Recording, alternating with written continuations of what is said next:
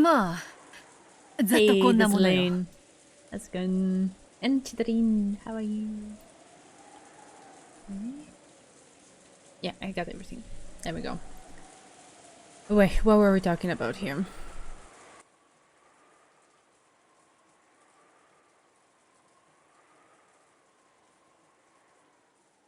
Ah, I see. I remember. Hey, Zeku. Hey, Vea. How are you? Oh my god, everybody's here at the start of the stream. I'm blushing. Beato acted proud, but the new witch wore a blank expression, almost as though this was an anticlimax. Yeah, I can imagine for her. And she was forthright with that opinion. なんだか地味です。ロノウェイに聞いていた先代様のそれとは随分違います。そのだな。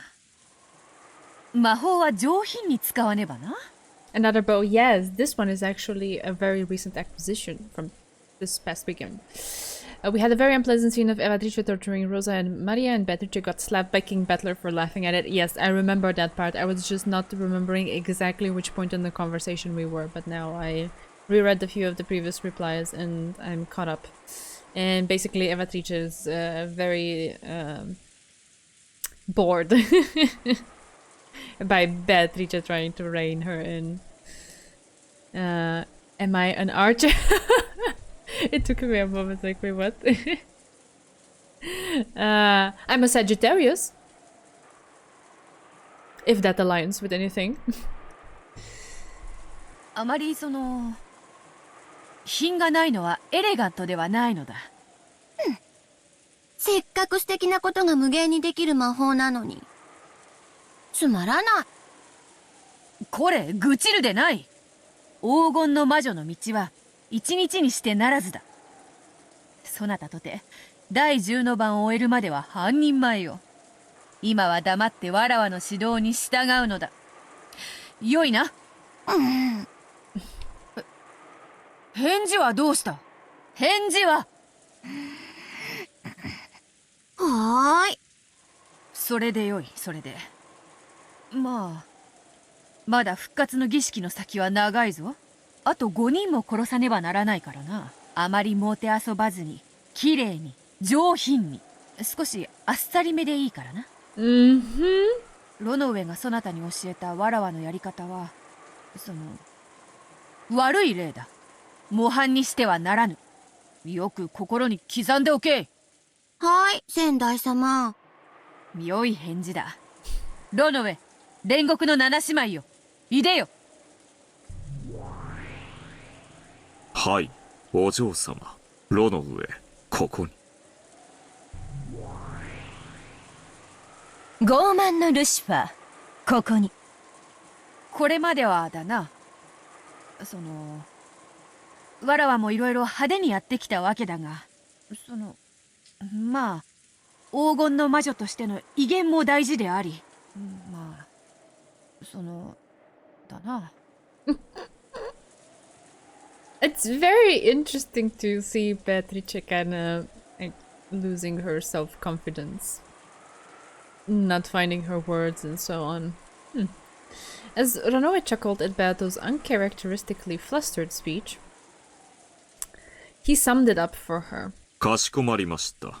以後は黄金の魔女の名にふさわしい気品に気をつけるようにいたします。煉獄の七姉妹もこれまでのような悪ふざけは改め、以後は最短の手順で任務を遂行するように。Right, okay. ということでよろしいですか、お嬢様。うん。つまりはそういうことだ。みんな、肝に銘じよ。よいな。はい。かしこまりました。わらわが言いたいのは以上だ。もう引き上げてよいぞ。かしこまりました。それでは失礼いたします。失礼いたします。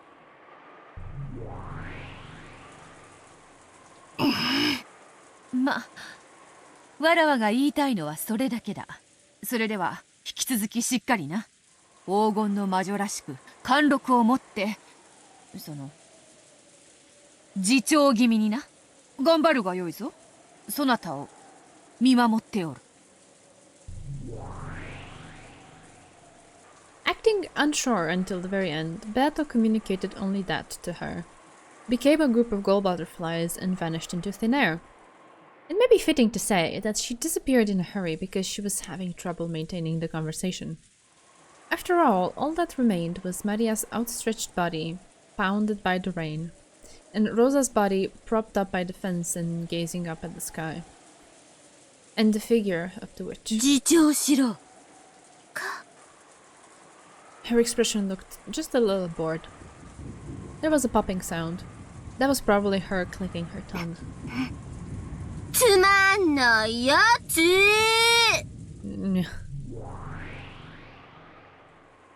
Leaving that last sentence behind, she too vanished into thin air.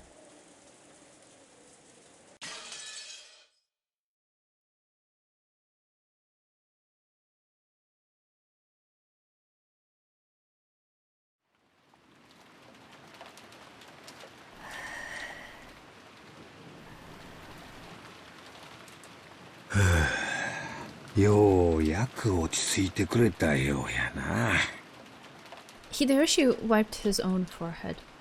For a time, Eva had seemed to be having a very painful nightmare, but it appeared that she had finally fallen asleep. As promised, he still gripped Eva's hand. He thought it would probably be alright to let go about now, but he faithfully continued to hold her hand. Oh, that's so sweet. Every once in a while, his hand would get tired and he would switch between his right and his left.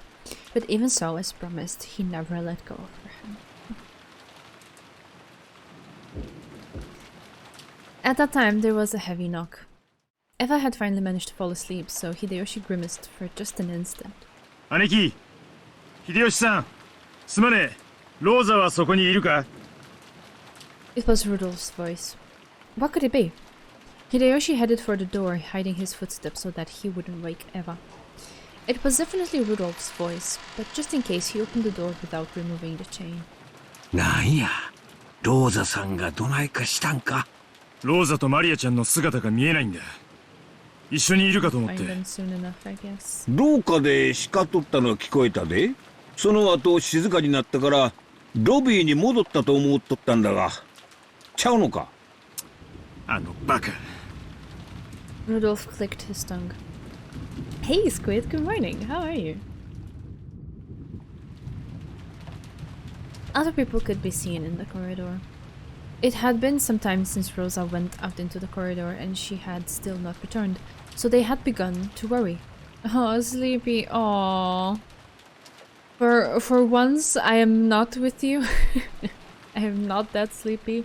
Today it was a public holiday, so I had no work. I slept in, and I actually had a very nice and productive day with some personal projects, so I am more awake than usual. But yeah, that's me living that nightlife. Not that much. I actually slept really well.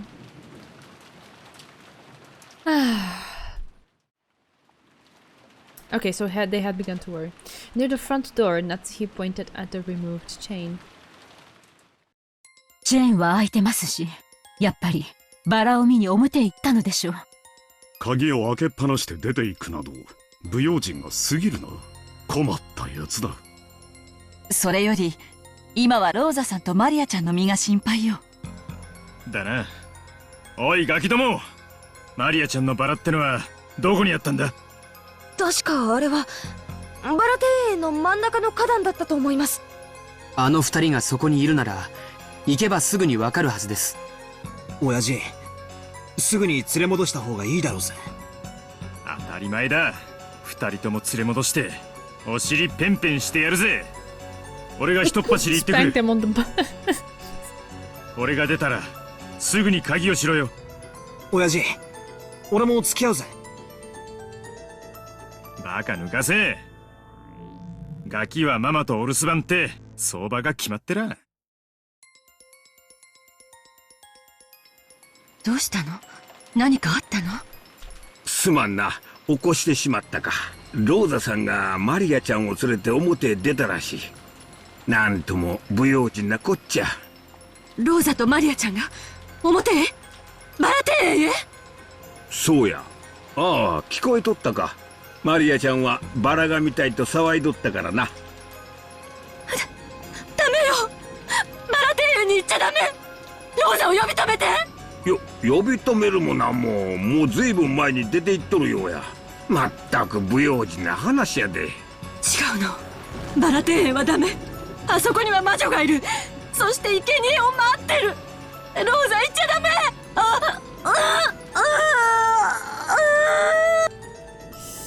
Eva curled herself up again, holding her head. Her complexion looked very bad. どうしたんや。熱にうなされて何か悪い夢でも見たんか。夢よね。バラ庭園で魔女がローザたちを。そうよね、夢よね。落ち着くんや。この部屋にはわしもおる。チェーンもかかっとる。窓かて鎧戸が下ろしてあるし、銃まであるんや。この部屋はさながら要塞やで。なんも恐れることなんかあらへん。I mean, it's very clear that in the moment, Eva is very genuinely concerned about her sister, not so much about herself. Which is absolutely... what's the word? I want to... Ooh, just... Hey, Lunar Festival.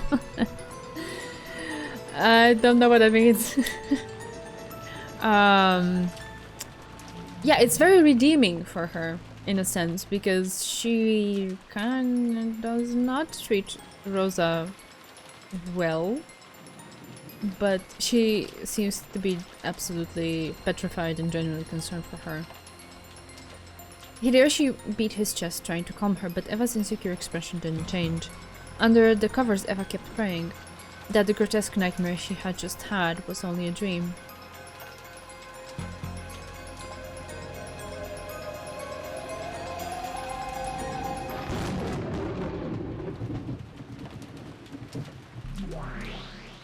ルドルフがバラ庭園中央にてローザ、マリアの遺体を確認。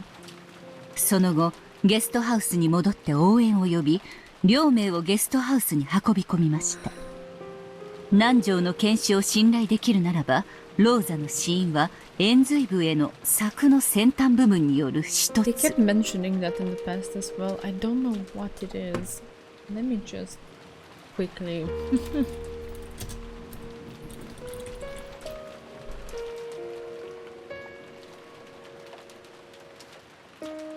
the lower part of the brainstem.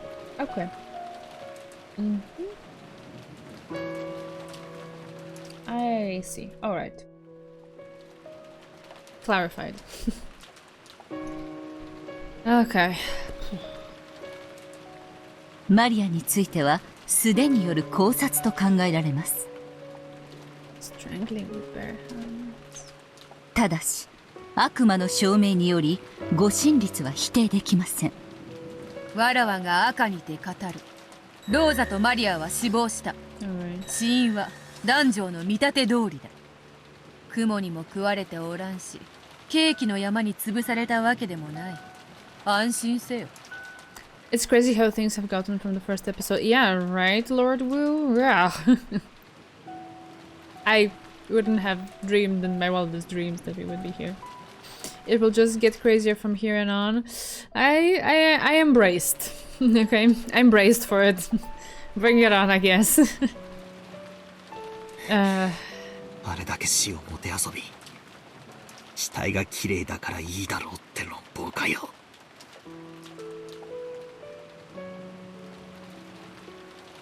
俺は絶対に許さねえぞ。ローザおばさんに対する無残な仕打ちの数々、絶対に忘れねえし許さねえからな。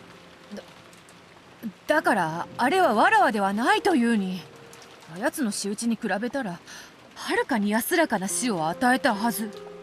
うるさい、黙れ。お前とは口を聞かない。18人しか島にいないと言い切られ、すでに8人が死んでいる以上、容疑者は10人に絞られる。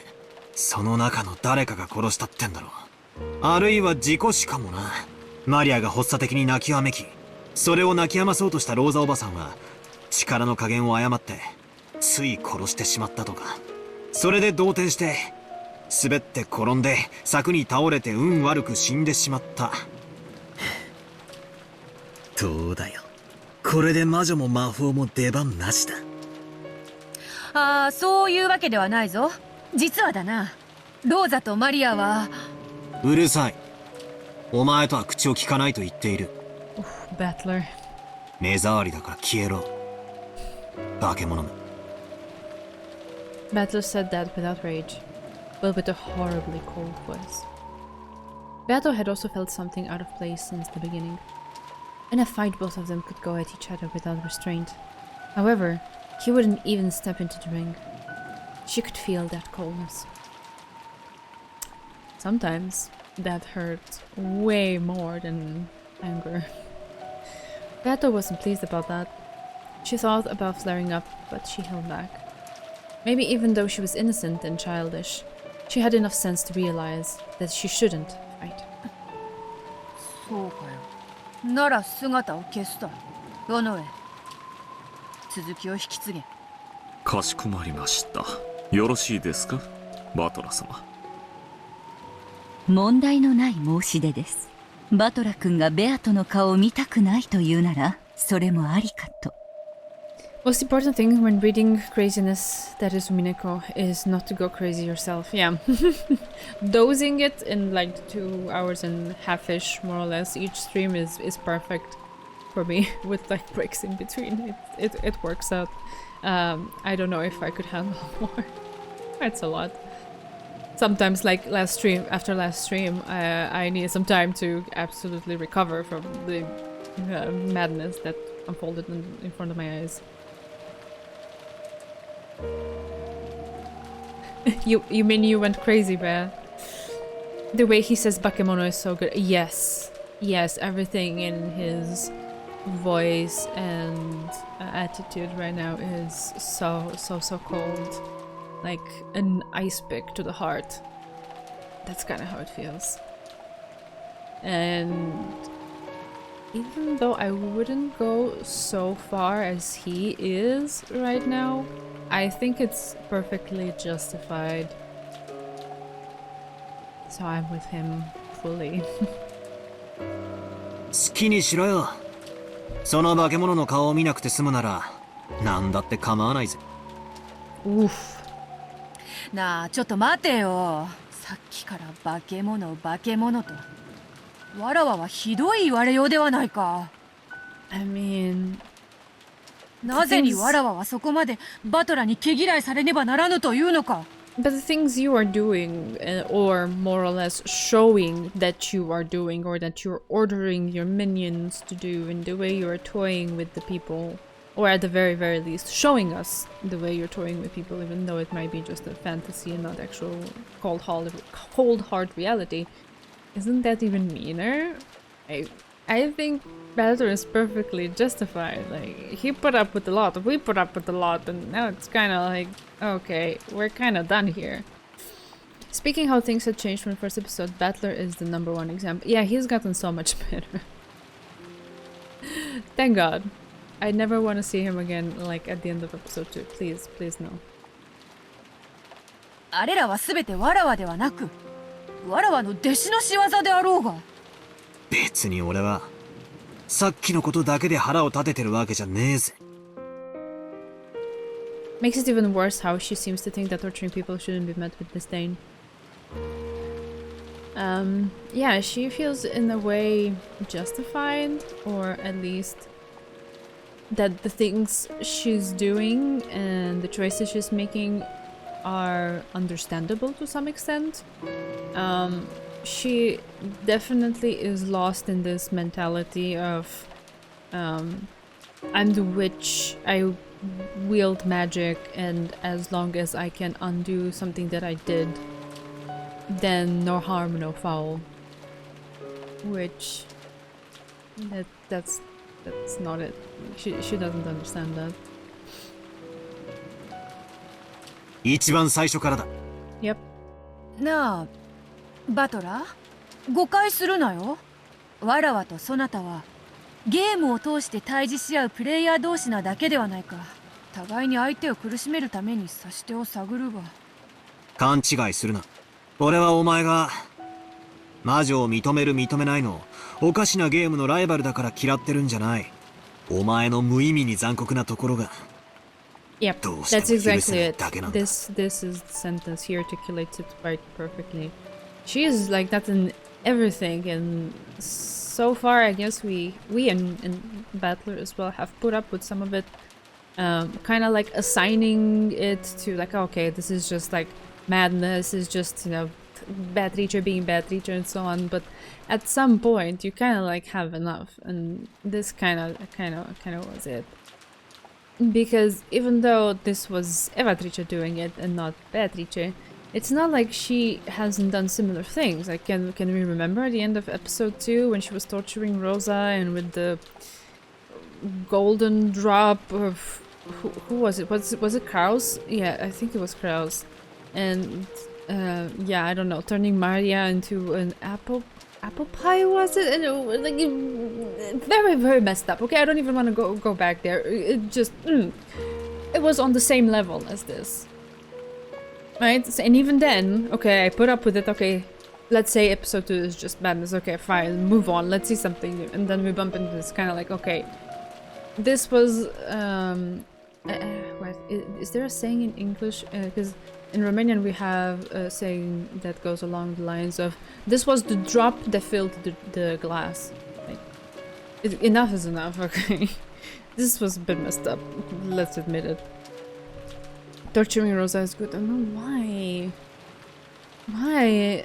I do not... I admit that I do not like the siblings here, the adults.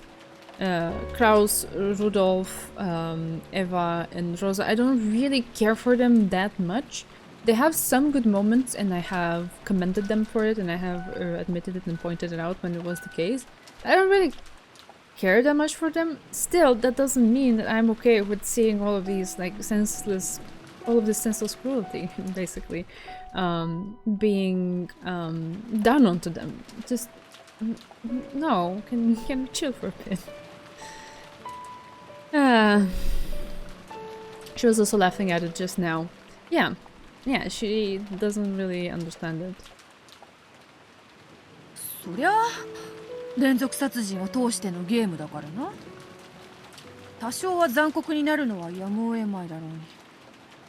さっきのことだけじゃない。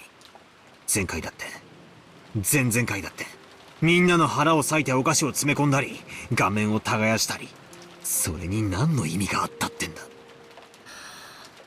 それは密室殺人だの、トリックだの、アリバイだの、そこまでは100歩譲ってやる。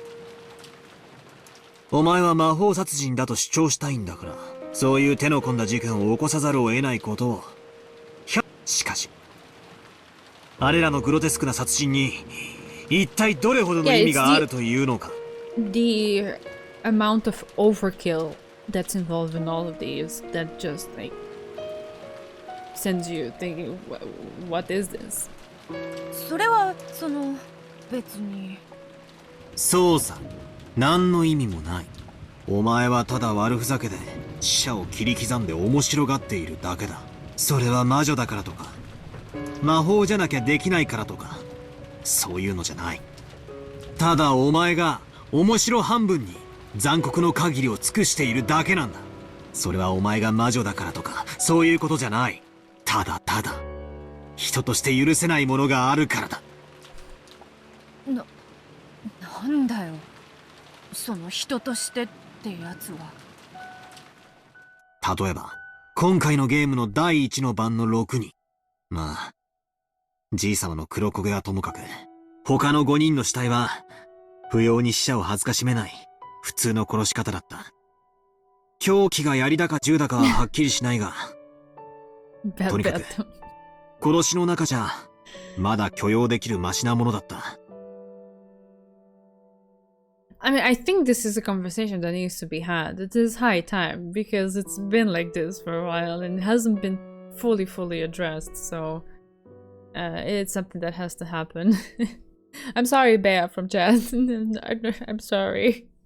I'm not trying to be particularly mean towards a character that you love. I'm just stating the facts here. That emote. Oh god. 前回前々回の第一の番での非常識さ、残酷さに比べればはるかにマシだった。This is what we call it in the industry, a growth moment. I would hope so.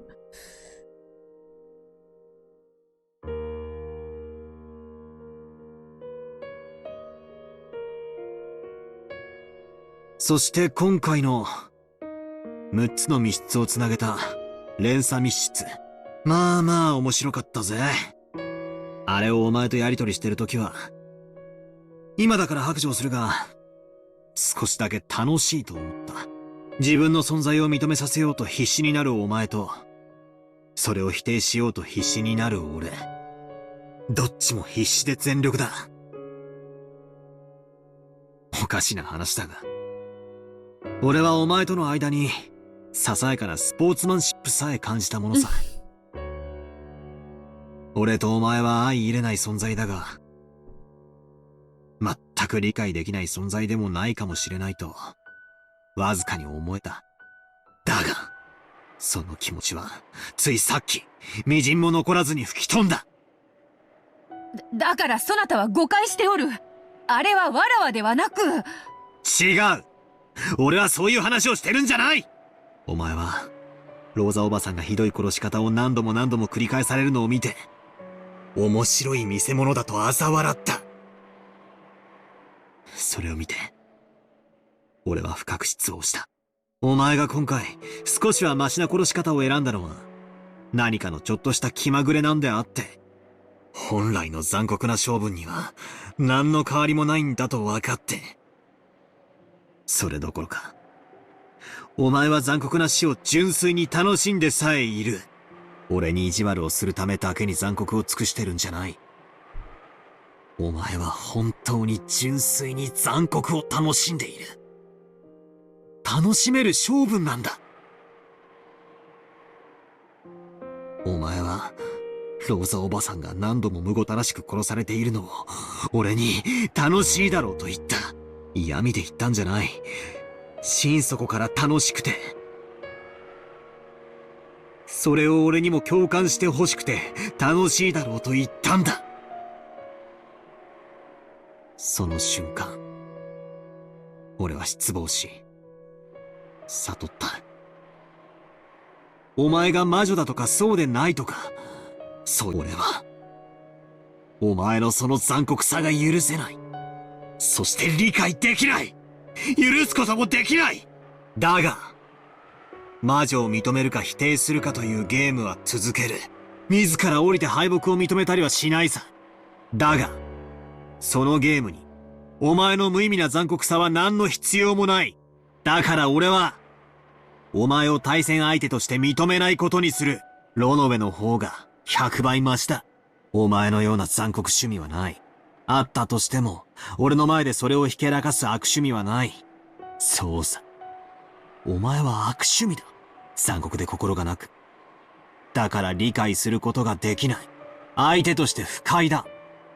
だから俺はお前の顔を二度と見たくない。After Battler had finished his rant, Beato was shocked into silence for a long time. Everyone loves Runaway. I don't love him that much. I am constantly on edge when he's involved because I feel like I can't trust a single syllable that comes out of his mouth.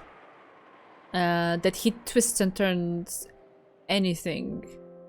And so, no. Maybe she couldn't understand what she was being told. Or maybe this was a sign that she was doing all she could in an effort to understand.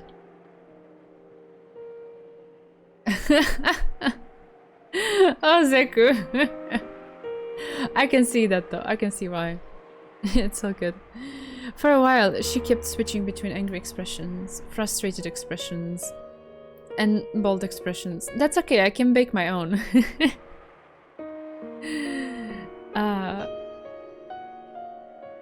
As though she didn't even know herself what attitude she should take.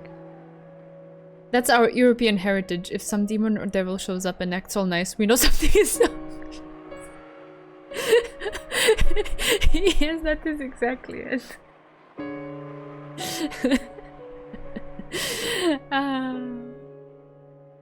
Yeah. In the end, she made her face into a candid expression, as though she had come to her senses, and shrugged her shoulders as though she was tired. なら好きにすればよい。わらわは以後、ロノウェを通してゲームを続けることにする。わらわが姿を見せないのであれば、文句ないであろう。とりあえずはな。だが、お前の重ねてきた残酷な行為の数々を、俺は絶対に許さない。だから絶対にお前を認めない。そのためにも、お前に売られた喧嘩を俺から降りない。そして絶対に負けない。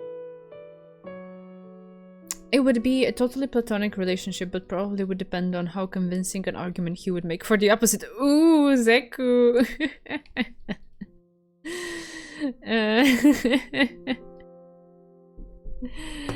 Ay.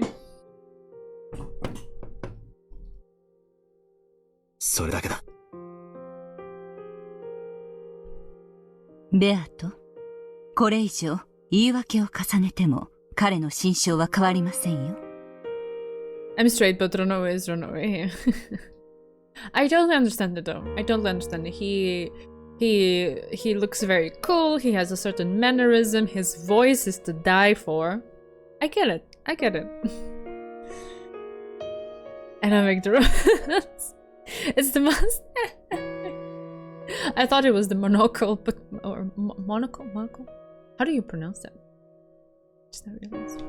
The one, you know, lens thing. Zeko likes cookies. Sure. He's an expert at it, but I don't know. I want to trust it. I don't know what he puts in it. Monocle helps. Yes.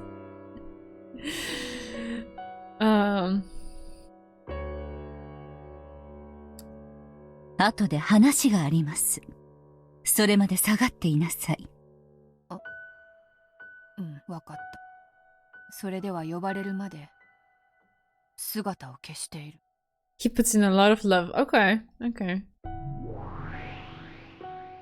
I have nothing to contest that with, so alright.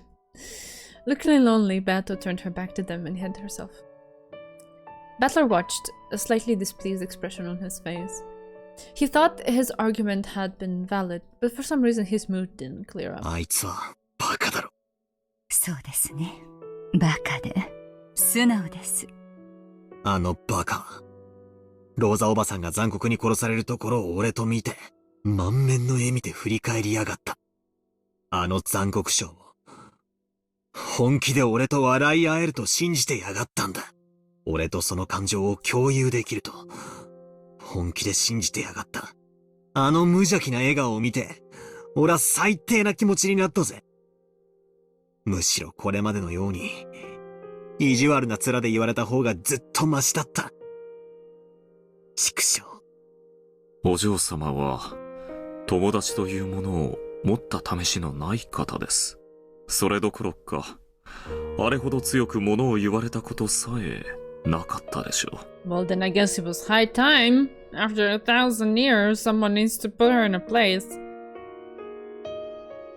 I wouldn't mind if he put into those cookies cocktails too, and preferably with paper umbrella.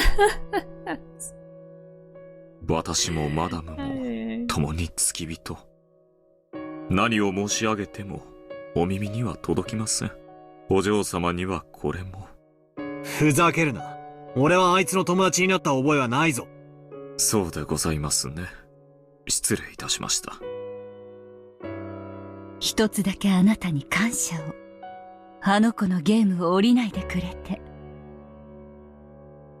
She spoke words of gratitude, but for some reason Battler made a displeased face. Then, as though finding revulsion in his own bad mood, he chuckled. 魔女やら悪魔やらに礼を言われるようになっちゃ。俺もおしまいだな。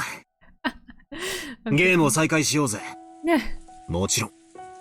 手心を加えるつもりはないからな。望むところです。お嬢様と違い、私は熱くはなりませんよ。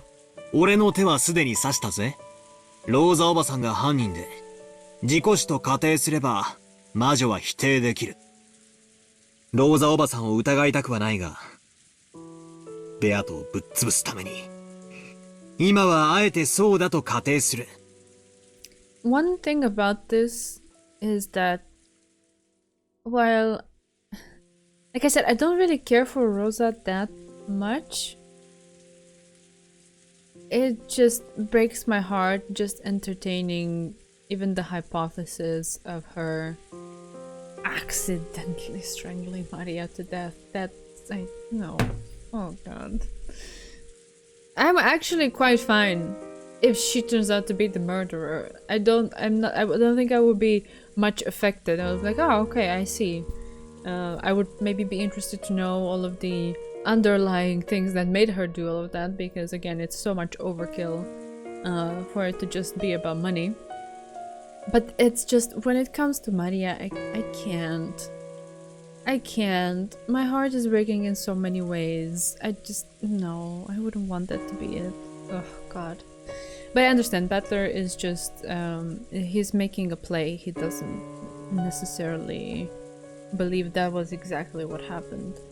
He's just using it like, this is something that could be it, and then I can reject the hypothesis of it having been done by a witch. I get it.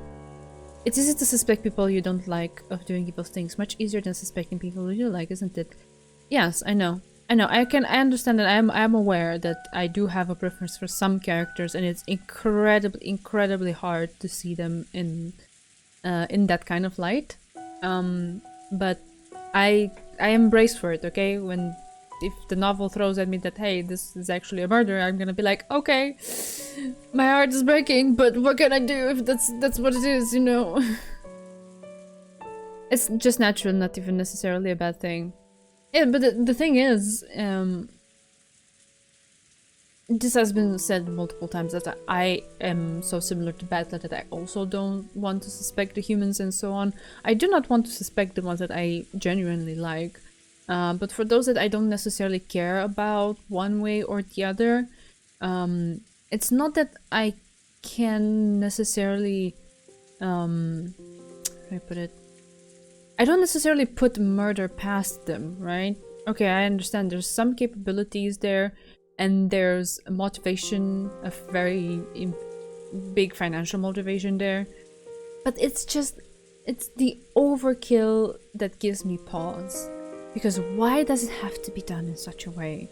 And so far, I don't know if I have seen enough of them to be like, ah, okay, I can see this character just went cuckoo and did all this, right? So far, I don't really see that, so it's very hard to point at anyone for this reason. Or like for these reasons together as a whole. But yeah, I'm keeping my mind and my options open. Because who knows? Who knows? I certainly feel like I don't know a thing.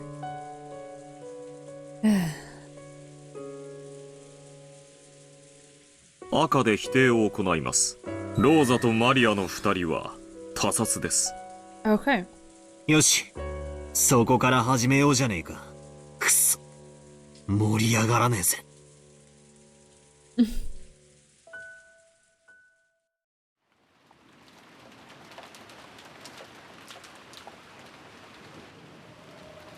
Since Rosa and Maria had been killed, it had become clear that the murderer was still hiding somewhere, trying to add even more murders to this chain.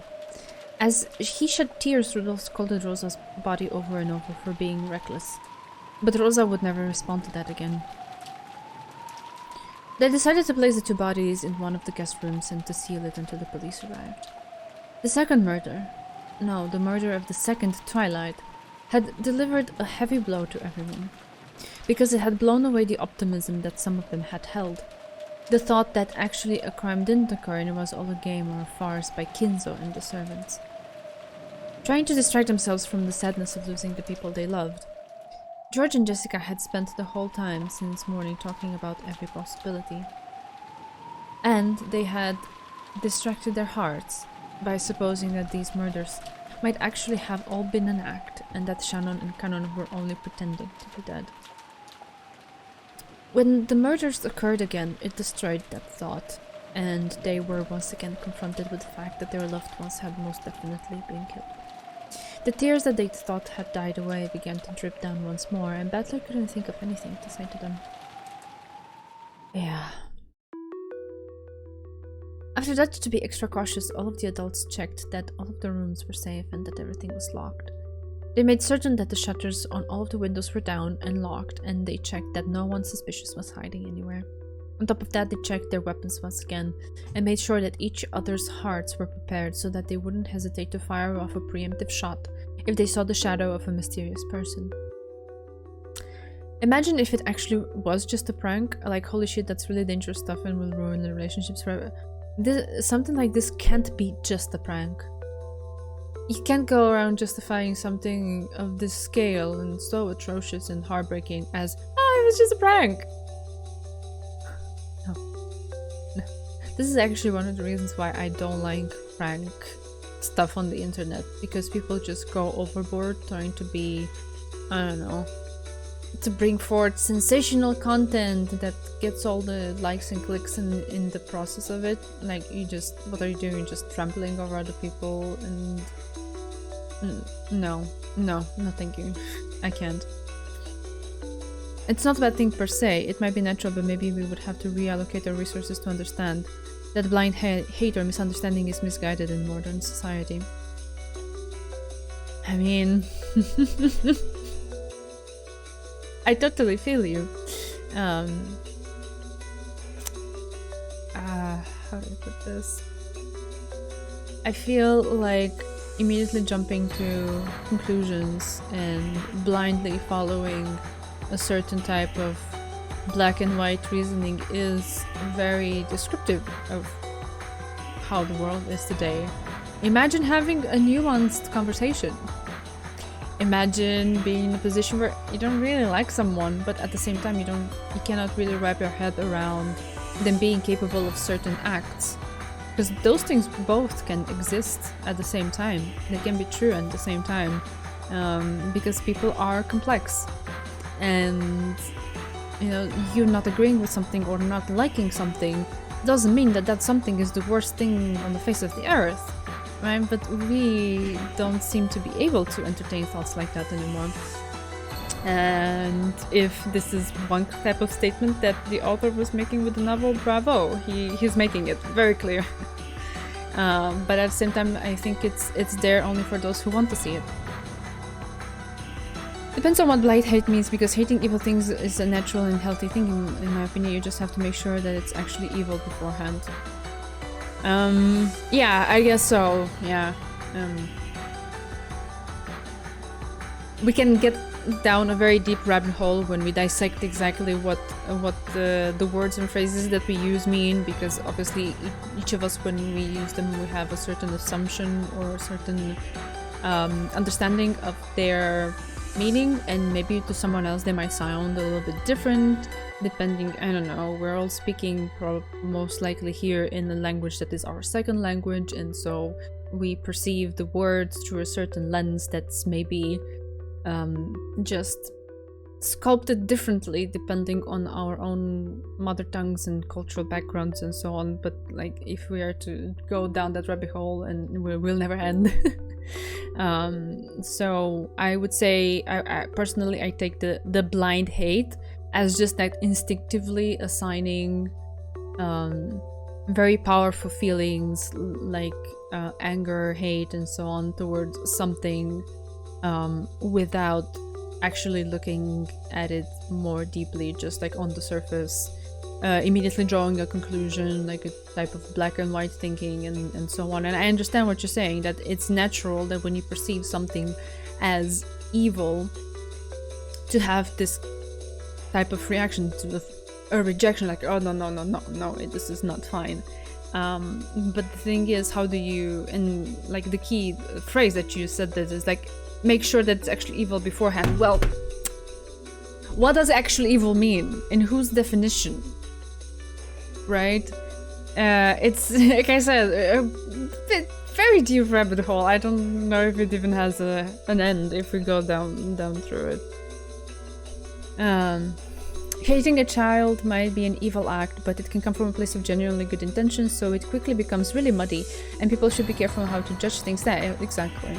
While at the same time not getting paralyzed by indecision and overanalysis. Yeah, that's exactly it. Like, how do you find your footing in between these two places? I also think that's also quite a very personal thing, and it's also determined by how much a person is willing to go in that direction. Because do we really owe the world to hyper dissect and analyze absolutely everything that is thrown at us before allowing ourselves to making any sort of judgment? Because sometimes you might hear just like a brief concept or idea, and you have in like your internal system immediately makes a judgment. It's just how we work as humans, right? And is it always worth the effort to just dive deeply into absolutely everything that the world throws at you, and not allow yourself to make a judgment until you do that? Not really, right? So it's just a constant balancing act between these things. Like, I was born in the 90s, my dad tricked us once with hiding the Christmas present. I was calm, didn't show any disappointment about it because I knew it was unjust. My little brother was 5 at the time and was enraged under the illusion that he wouldn't get any presents. My point was not to hurt anyone, he was way younger and let his emotions speak. I was 9 at the time, so it was the same event for the both of us. The same trick, but the perception was really different. Yeah, okay, I can see what you mean. Yeah, it falls in line with what we're saying. Like, people have different reactions depending on, I guess, age, perception, background, past experiences. Your own personal beliefs should always stand above everything else, as harsh as that sounds. I mean, yes. Yes, we all form our own worldviews, and it's sculpted by our experiences and our interactions with the world and stuff. But also, I think it's very important, while you stay true to yourself, to allow your mind to be open and to polish that worldview and to allow things that maybe you hadn't thought about to enter your mind and see if you need to readjust that worldview or not. Not a lot of people are doing that. They're just self-centered and more like, no, whatever I feel, what I think is the most important thing of all, which to a certain extent it is in the sense of staying true to yourself, but to another, this kind of thinking is incredibly inflexible because you're not allowing it to evolve as you get exposed to the world. And at the same time, just how much do we owe the world to allow this thing to this readjustment process to happen within us, right? It's also on us to decide, okay, up to here I can do it, past here I don't really want to, and it's nobody's business at the same time. It's very tricky.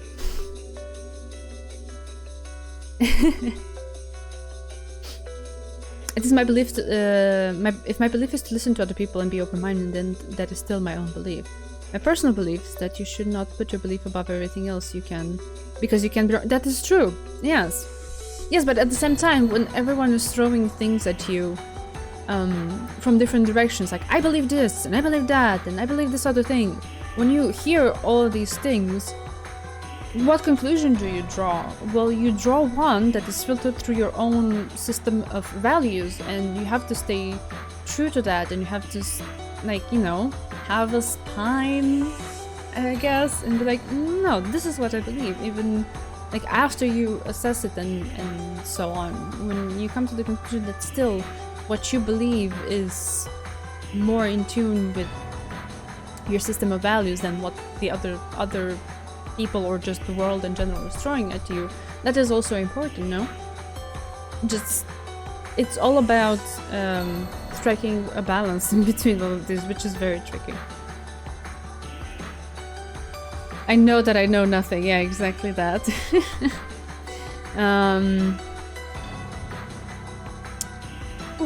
I can also respect someone who thinks I don't care what anyone says, my belief is my belief. If someone wants to believe in something that is wrong, then that's his business. If he acts in a way that is wrong, then that's a different matter. Yeah, I guess that's also a place to draw a line, because we can't really police people's thoughts that much, but when they act in a certain way, especially when it impacts someone else, and if that is a harmful impact onto someone else, then we can have a different conversation there.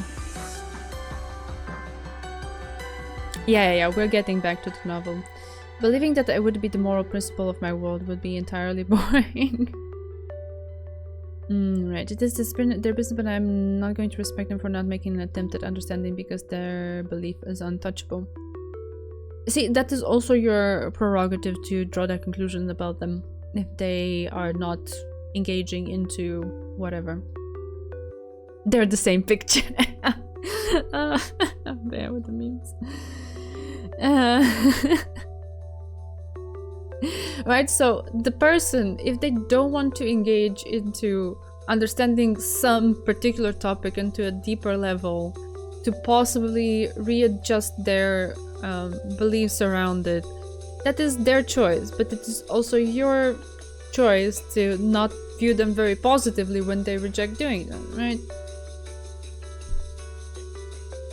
True and Rikishipai. Okay.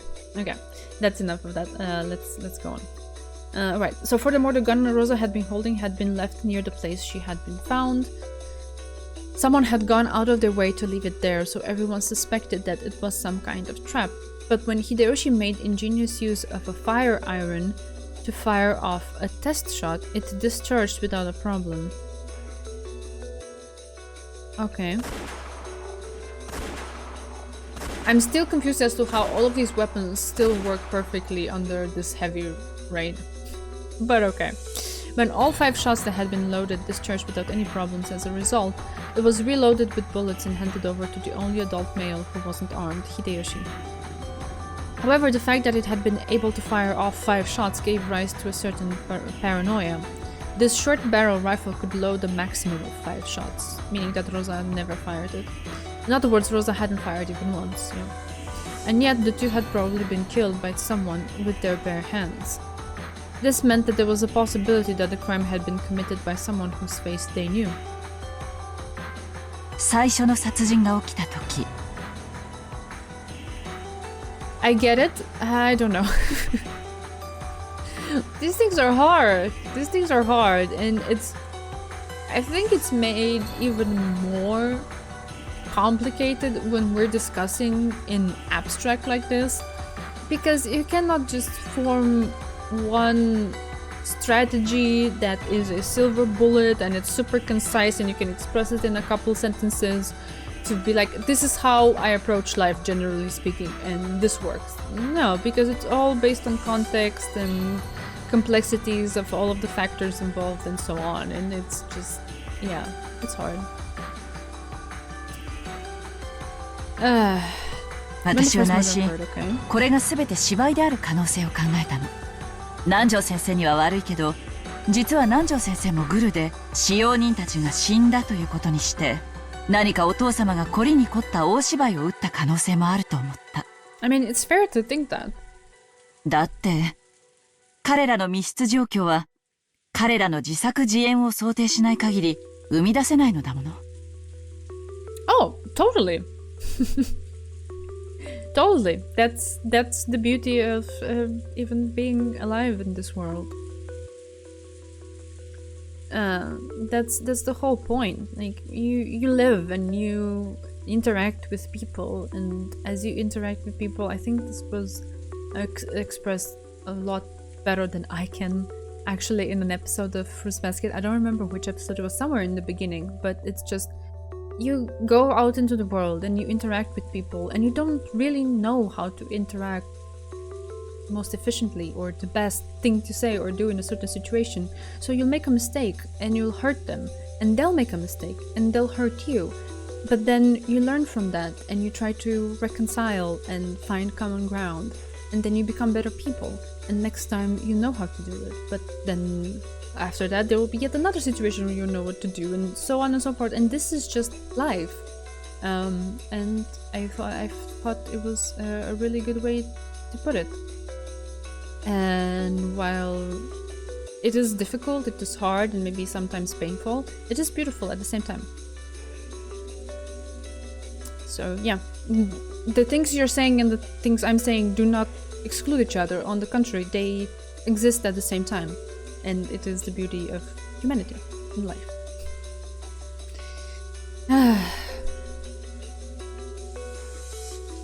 僕たちもそれいえ今もそうであってほしいと信じてます。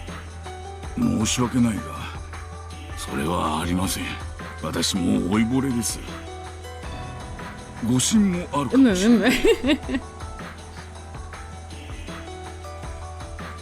しかし生き死にを間違えるようなことは絶対にない。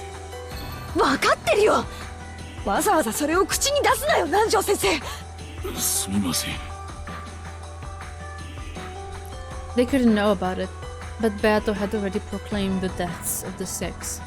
No, this time the deaths of all victims so far, in red. That faint dream that it was all a farce, and that the victims were actually alive, was sadly impossible. となれこの島に屋敷に精通した何者かが潜んでいて、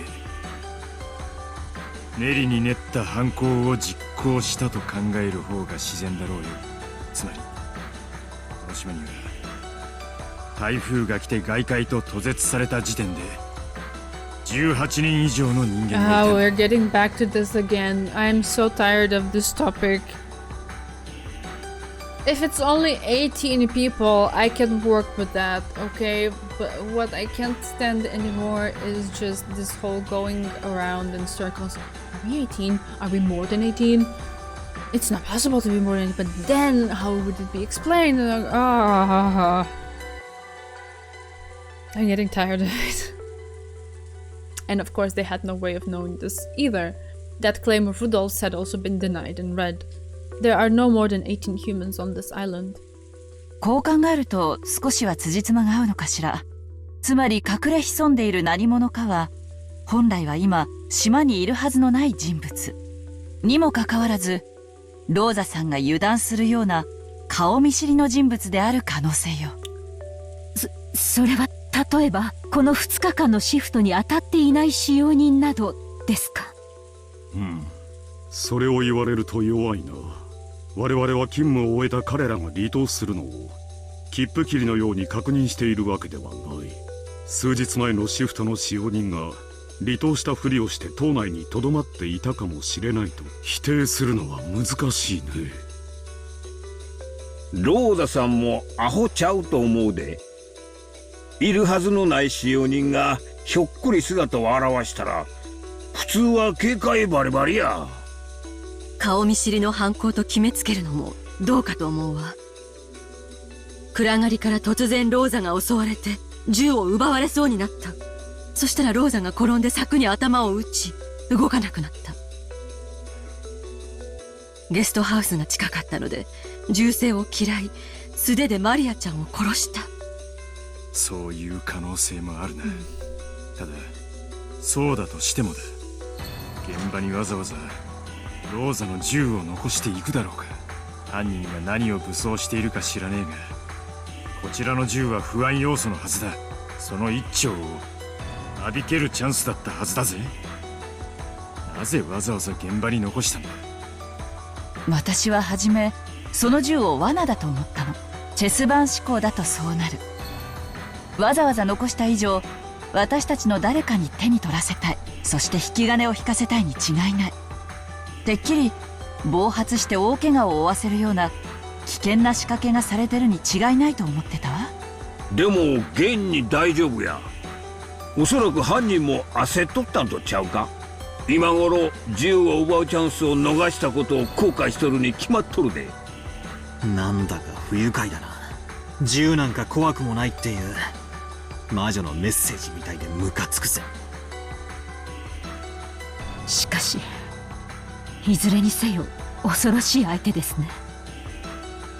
ローザさんが銃を持っていることははためにも分かったはずにもかかわらず襲いかかるとは、銃を恐れないという点を私たちは軽視するべきではありません。夏日の言う通りだ。これまで以上に用心すべきだろう。念のためなんだけど、ローザさんたちが外に出たと思われる頃、みんなはどこにいたのかしら。私と夏日、そしてルドルフとキリエさんはここで一緒だった。私がアリバイを保証する。わしとエヴァも一緒だったで。わしが保証するわ。俺とジョージの兄貴、ジェシカも一緒だったぜ。ローザおばさんに2階へ戻ってろと怒鳴られ、すごすごといとこ部屋へ引き返したさ。あの時マリアを行かせなければ。それを言ってももうどうしようもないよ。南條先生は？私は2階の部屋で本を読んでおりました。一人でおりましたので誰にもアリバイは証明できませんが、子供たちと一緒に2階へ戻ったのは皆さんも見ているは。これを言い出したらキリがないが、窓から飛び降りてローザを襲って。 I mean, of course they're jumping at the opportunity to suspect Nanjo because he was alone. Always. Oh, sorry. Damn it. Here we go. 雨どいでもよじ登ってまた戻ってきたとかな。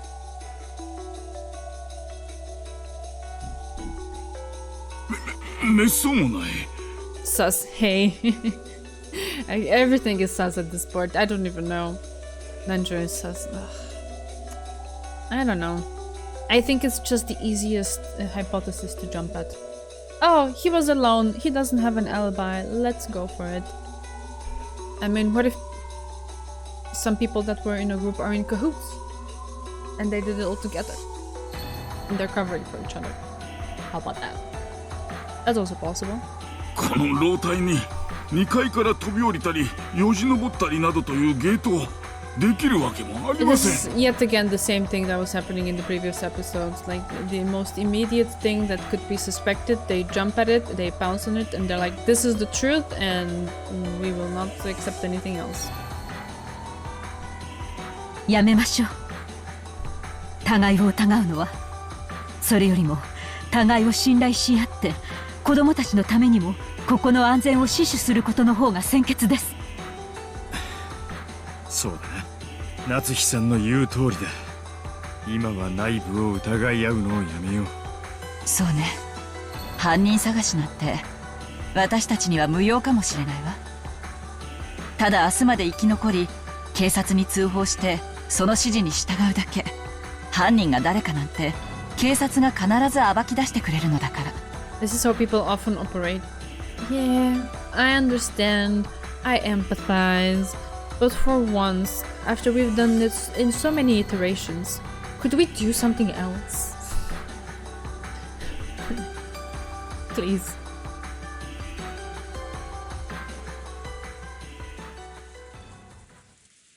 どうしたんやエヴァ。まだ体調が悪いんとちゃうか。母さん、どうしたの？大丈夫？ごめんなさい。まだ熱が高いみたいなの。大丈夫だから放っておいて。When they looked, they saw Eva staring at the floor, her breathing harsh again. She had been able to act firm for a time due to the urgency of their situation, but it seemed her body wasn't at its best after all. ええ、あの二人は私が殺した。これで黄金のことを知っているのは私たちだけ。他の兄弟たちにはかけら一つだって譲りはしないの。なんてことを。あれだけの莫大な黄金なのよ。ローザたちに分け前をあげたって全く問題はなかったでしょうに。あるわよ。あれは後宮家の当主だけが引き継げる黄金なの。だからこそそれは全て丸ごと当主の栄誉そのものなの。それにわずかほどでも傷をつけることはこの私、新しき黄金の魔女メアトリーチェが絶対に許さないわ。あなたは魔女の碑文通りに殺人を続けるつもりなの？まさかあと5人も人殺しを続けるつもりなの？ええ、その面倒な儀式を終えないと私の魔女としての力は完全なものにならないらしいの。ねえ私、この魔女の力は本当にすごいわ。私たちが妄想してきた全てが本当に実現できる。夢が夢でなくなる力なの。この力を知ってしまったら、もう魔女はやめられない。儀式を完全に終えて、私の力が完全なものになれば、きっとそれをあなたにも教えてあげられるわ。バカなことはやめて。魔女ごっこはもう十分でしょ。私たちは黄金を見つけたわ。そして次期当主の座だって約束されてるわ。ほんの少しの綱渡りは必要だろうけど、もうそれは絶対に叶う夢なのに、これ以上あなたは何を望むというの？私は魔女になりたかったわ。私そんな夢なんか知らないわよ。そうよ。その夢を持ち続けてるから、私はこの年のままで生きながらえているの。あなたはその夢を大人になることで捨てたわ。いくら待てども時計を持ったウサギなど訪れないし、ハンプティ・ダンプティにも会えはしない。 How many stories are we mixing in this? What? もちろんトランプの国に招かれたりも絶対にない。あなたはそう諦めてしまったから大人になったのよ。だからもう魔女になりたいなんて思わない。それが本当の自分の夢であったことも忘れてしまったの。とにかくやめて。私はもう2つの夢を手に入れている。黄金と当主の座。それでもう十分なの。だからお願い、あんたの夢なんて知ったことじゃない。おとなしくしてて。嫌よ。Humpty Dumpty is the real killer. 魔法面白いもの。それにあなたの2つの夢は私の魔法のおかげで叶ったのよ。なのに私の夢は叶えてはいけないなんて不公平よ。あなたの魔法には感謝してるし、あなたこそが本当の魔女だと私は認めてるわ。だからもうおとなしく私の胸の中に帰って、そして二度と現れないで。いやー、私たちお互いに勘違いしてるわね。そうよ、私はもうあんたじゃないの。あんたは後ろ宮エヴァ、私は黄金の魔女ベアトリーチェ。だからあんたの胸の中に帰る義理はないの。さながらあなたという殻を脱皮して蝶になったような気分かしら。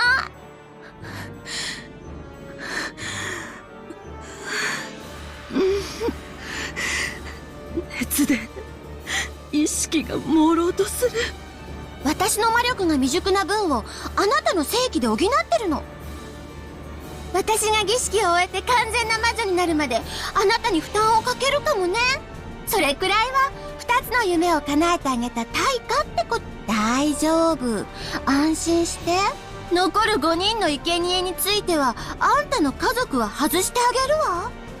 そうね、ルドルフ、キリエ、クラウス、ナツヒ、あとは老いぼれの南條なんかどう？ They are not her family? Maybe she just means like immediate family, like husband and son. But yeah, most of the people here are related. Jesus Christ. ちょうどいいわ。この5人を殺すわね。あなただけに明かす殺害予告ってところかしら。I live for Eva's VA acting. It is very good. It is very good. Eva finally crouched down. Hideyoshi rushed up to her and lent her his shoulder. 大丈夫か？無理せんと休もう。大丈夫かね、南條先生。エヴァ。When Nanjo and George tried to approach, Eva made a gesture to stop them. ありがとう。大丈夫よ、南條先生。薬なら飲んでるの。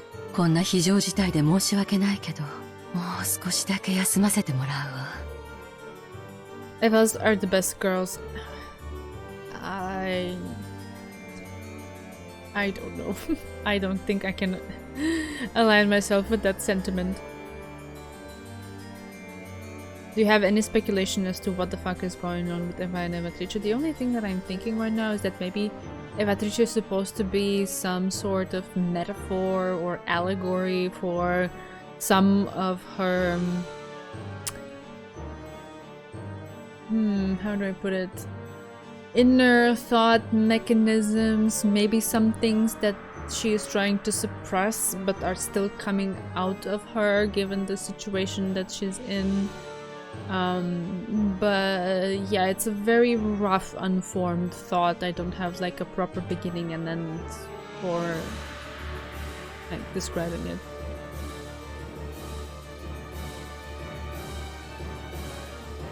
Okay, I'm not sure what's happening with that statement in chat there. Hello? Okay. What? I'm sorry, I don't think we want this type of conversation going on here, so that's alright.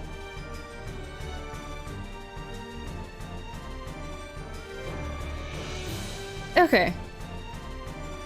I don't know what that was.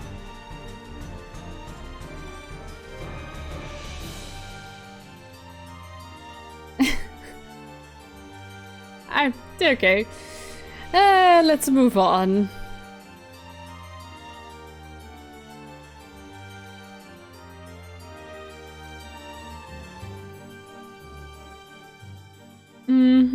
Yeah. So who the I don't understand. Yeah, some people maybe have too much time on their hands and it is what it is. Yeah, so getting back to Eva and Evatrice, that is the only thought that I'm having right now. I don't know how else to take it and interpret it. More or less.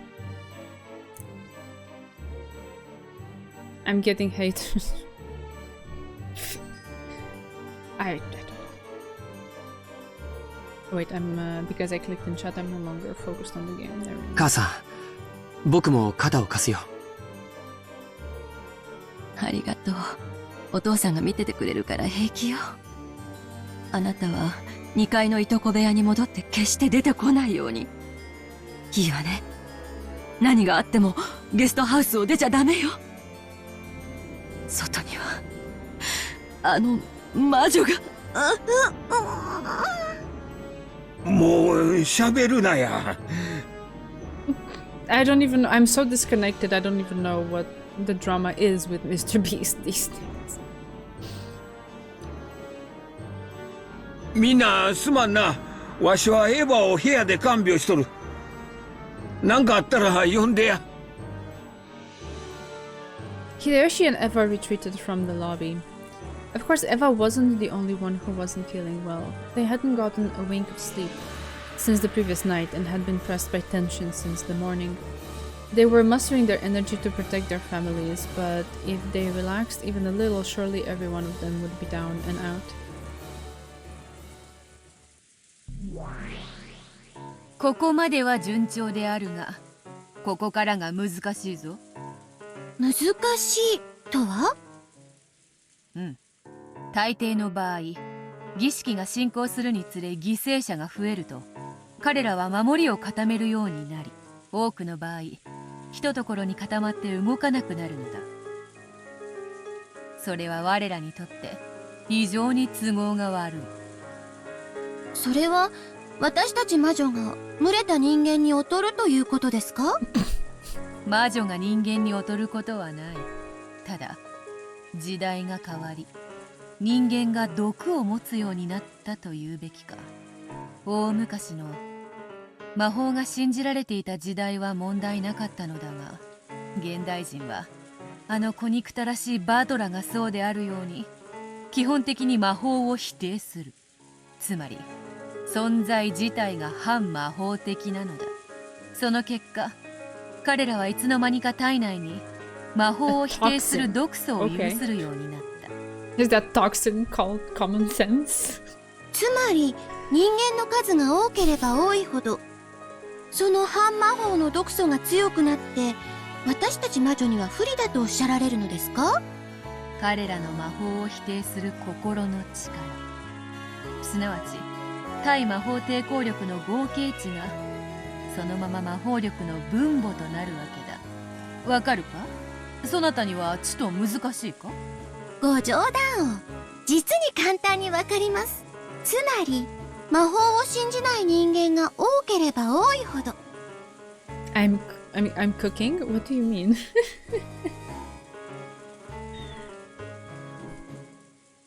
そしてその意志が強ければ強いほど魔法は効果を劇的に助産されるとおっしゃっておられるのですね。なるほど。そのような計算式ならば攻め方を考え直さなければなりません。 Fundamentally, magic possesses a vast power. It can even make a rain of fire fall from the heavens, divide a sea, and reviving a lost life isn't impossible either. However, that power is extremely weak against the toxin that rejects it. Let him cook means to let someone do their thing. It's another way of saying give them some space around this. Ah, okay, I see what you mean. Alright, alright.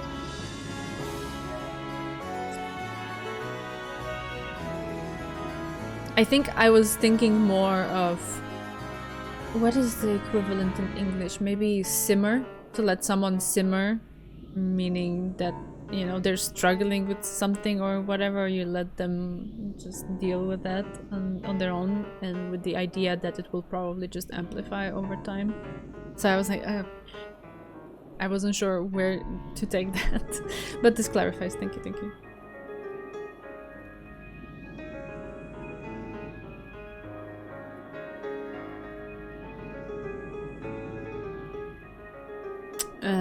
Right, so we were reading. Magic possesses a vast power. It can even make a rain of fire fall from the heavens, divide the sea, and reviving a lost life isn't impossible either, yeah, as we have seen so far. However, that power is extremely weak against the toxin that rejects it. And that toxin that has been piling up in humans since the time they forgot their respect for all things sacred, until finally this earth was covered with enough toxin that the miracles of magic could not be displayed. I'm sorry, I feel like it's such a weak argument. I thought witches and magic were all powerful and they could do everything, and it was like us, the morons, who were denying that. I am baking after rejecting Rono's services. Yes, I'll have let her bake. Cool one.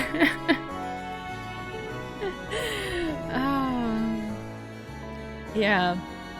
Alright. Thus, witches from across the world were chased from their dwellings.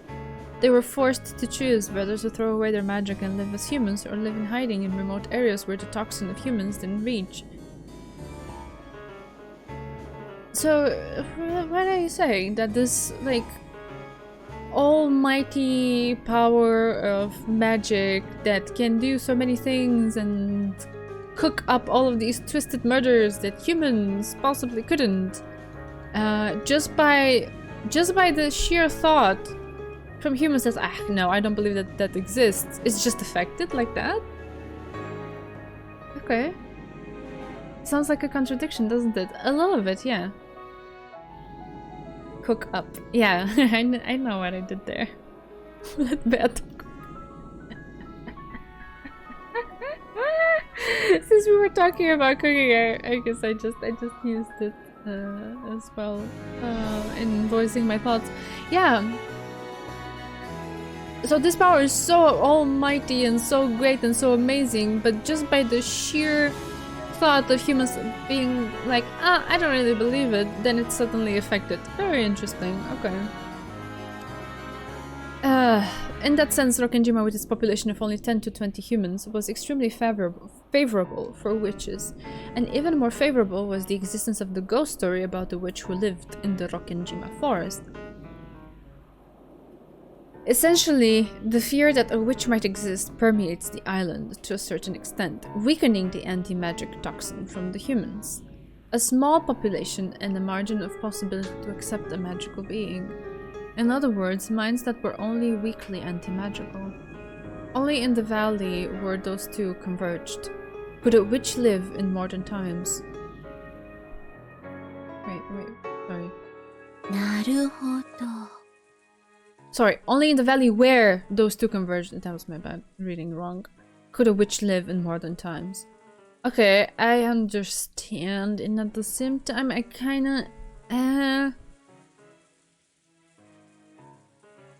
Because isn't always, at least from what we've seen so far, the first Twilight the most complex kind of murder involving 6 people? And if you had even more people on the island who did not believe in witches, so like the toxin was in a higher amount, then how could you get that done and then towards the end find trouble? I don't know how that computes and trying to wrap my head around it. つまりその計算式によるならば、魔女が効率よく力を振るうにはいくつかのルールがあることになりますね。 Remember when Gandalf had to hide from the hobbits because his magic would fade otherwise? To be honest, when was that? Was it that the movies were coming out? Like in the 2000s? I haven't rewatched them since, so my memory is kind of bad. 一つは演出。人間の仕業とは思えない殺人を演出し、オカルト的な装飾を施して、彼らに魔女の存在を強くアピールし、浸透させることによって、彼らは魔女の存在を信じるようになり、その結果、反魔法力が減少して、魔法力の分母の減少も図られる。なるほど。第一の番の不気味な魔法陣の演出などはこれに当たるわけですか。そうよ、その通り。毎回の第一の番のどぎつい演出はすべてそのためのものなのだ。Okay, I see. 別に決してわらわが残酷なのが好きで面白半分でやっていたわけではないのだぞ。Yeah, that's bullshit. だとしたら先代様、今回のは失敗ですね。殺し方が非常に地味でした。ただのミステリーにしか見えません。ロノウェイに聞いていますが、前回や前々回のように遺体をもっと派手に損壊して、ファンタジーに見せかけ、彼らに恐怖心を植え付けるべきでしたね。まあ、そうだな。毎回それでは芸がないと思ってな。深く考えるでない。気まぐれだ。Actually, it really had been her whim. After being told all that by Battler, she couldn't say it out loud anymore, but she had decided her method of killing based only on a whim. No, would it be better to say that she had half-heartedly let Ronoe decide? Because she had left the locked room of this game's first Twilight to him. But if Beato had gotten a cruel idea, then she surely would have explored the limits of atrocity even worse than last game. Mystery versus fantasy. ローザとマリアの殺し方についても、先代様は自重するようにおっしゃられましたが、それも私たち魔女に利する行為ではありませんね。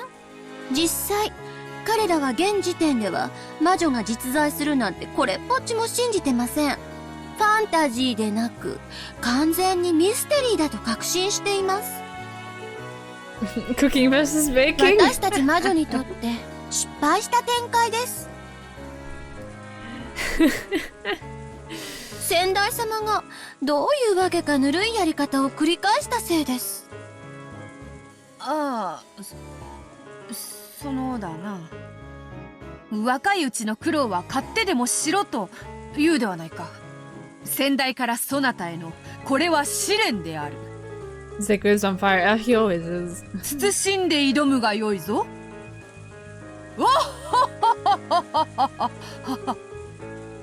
Beato tried to laugh heartily, but it was obviously a fake laugh trying to cover something up, and the new witch shrugged, sighing. この段階から演出によって反魔法力を減ずるのは多分手遅れでしょうね。となればもう一つの手。人間の分散が良いでしょう。それが最も効果的であろうぞ。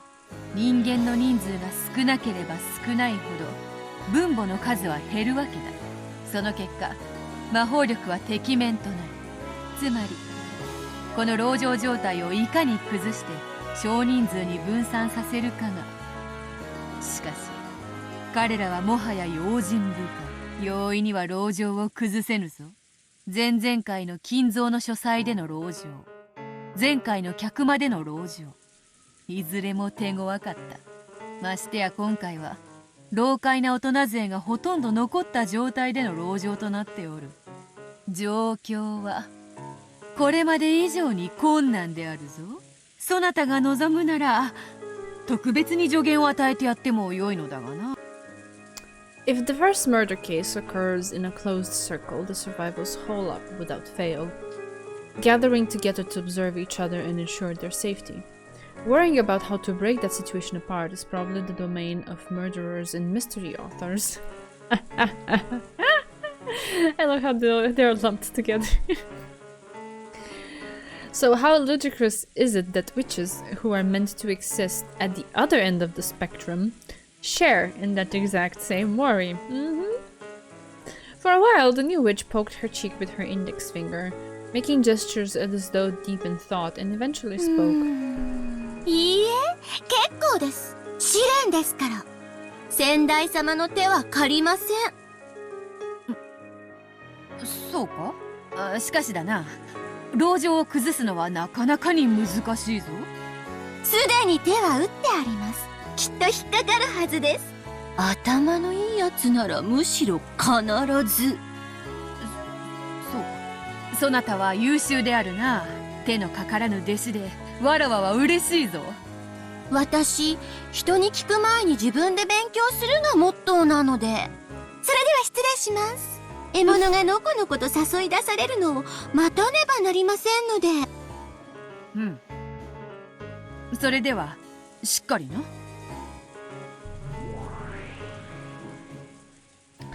As the new witch lowered her head, her face blank, she turned into gold butterflies and hid herself. Beato looked slightly unamused.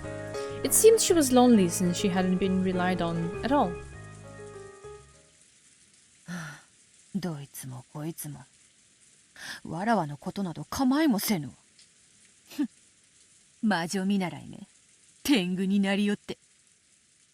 今に手痛いミスをして泣き言を言うに違いないぞ。その時こそようやくわらわの偉大さを理解し教えを請おうとするに違いないのだ。それまでわらわは高みの見物よ。She laughed loudly on the outside, but a laugh no one can hear is completely pointless. Beato started to feel empty and quickly stopped laughing. Renoir chose that time to show himself. 失礼いたします、お嬢様。バトラ様との第2の番のゲームが終了いたしました。ご苦労であった。守備はどうであったか。申し訳ございません。リザインさせていただきました。バトラ様のローザがマリアを考察、その赤にて両名他殺で切り返したのですが、エヴァを主犯に据えられた一連の指し手を切り返せませんでした。Interesting. エヴァは秀吉にずっと看病されて部屋で寝ていたであろうが。秀吉も共犯で両名でアリバイを作った可能性を提示されました。秀吉まで疑うか。殺害時には客室にいたと赤にて叩き切ってやればよいではないか。それも考えましたが、いずれにせよ数手先でいくつかの大駒を奪われてしまうかもしれません。それにこの手が新しきベアトリーチェ様が撃たれた布石の可能性もありますので、それを尊重することといたしました。申し訳ありません。布石か。あやつ頭が切れるようだからの好きにさせておくがよい。どこまでやれるか見ものだ。 I'm not sure I understand what type of preparations he means. そうおっしゃると思いました。弟子が可愛くないのでご機嫌斜めとお見受けしますよ。余計なお世話だ。あやつめ、ここからの籠城をどう崩していくつもりなのか、わらわもじっくり拝見させてもらうとするぞ。あ、バトラの機嫌の方はどうなのか？落ち着いておられるように見えました。やはりお嬢様が相手でないと盛り上がらないとおっしゃっておいででしたよ。そうか。そうであろう、そうであろう。第4の晩以降はやはりわらわが復帰しないとバトラも寂しかろうな。それでは私はこれで失礼させていただきます。美味しいクッキーを焼かねばなりません。せめてお嬢様とバトラ様のお話が弾みますように。あいつお前のクッキーボリボリ食ってたな。やはり男の子だからお腹が空くのであろう。多めに焼いてやれ。かしこまりました。クッキーでテーブルを埋めてご覧に入れましょう。それが良いぞ。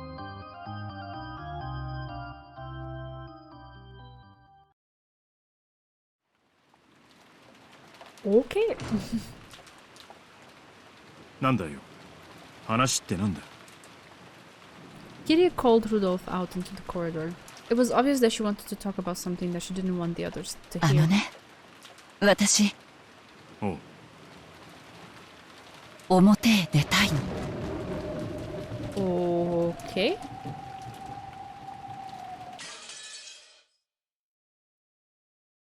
What does that mean?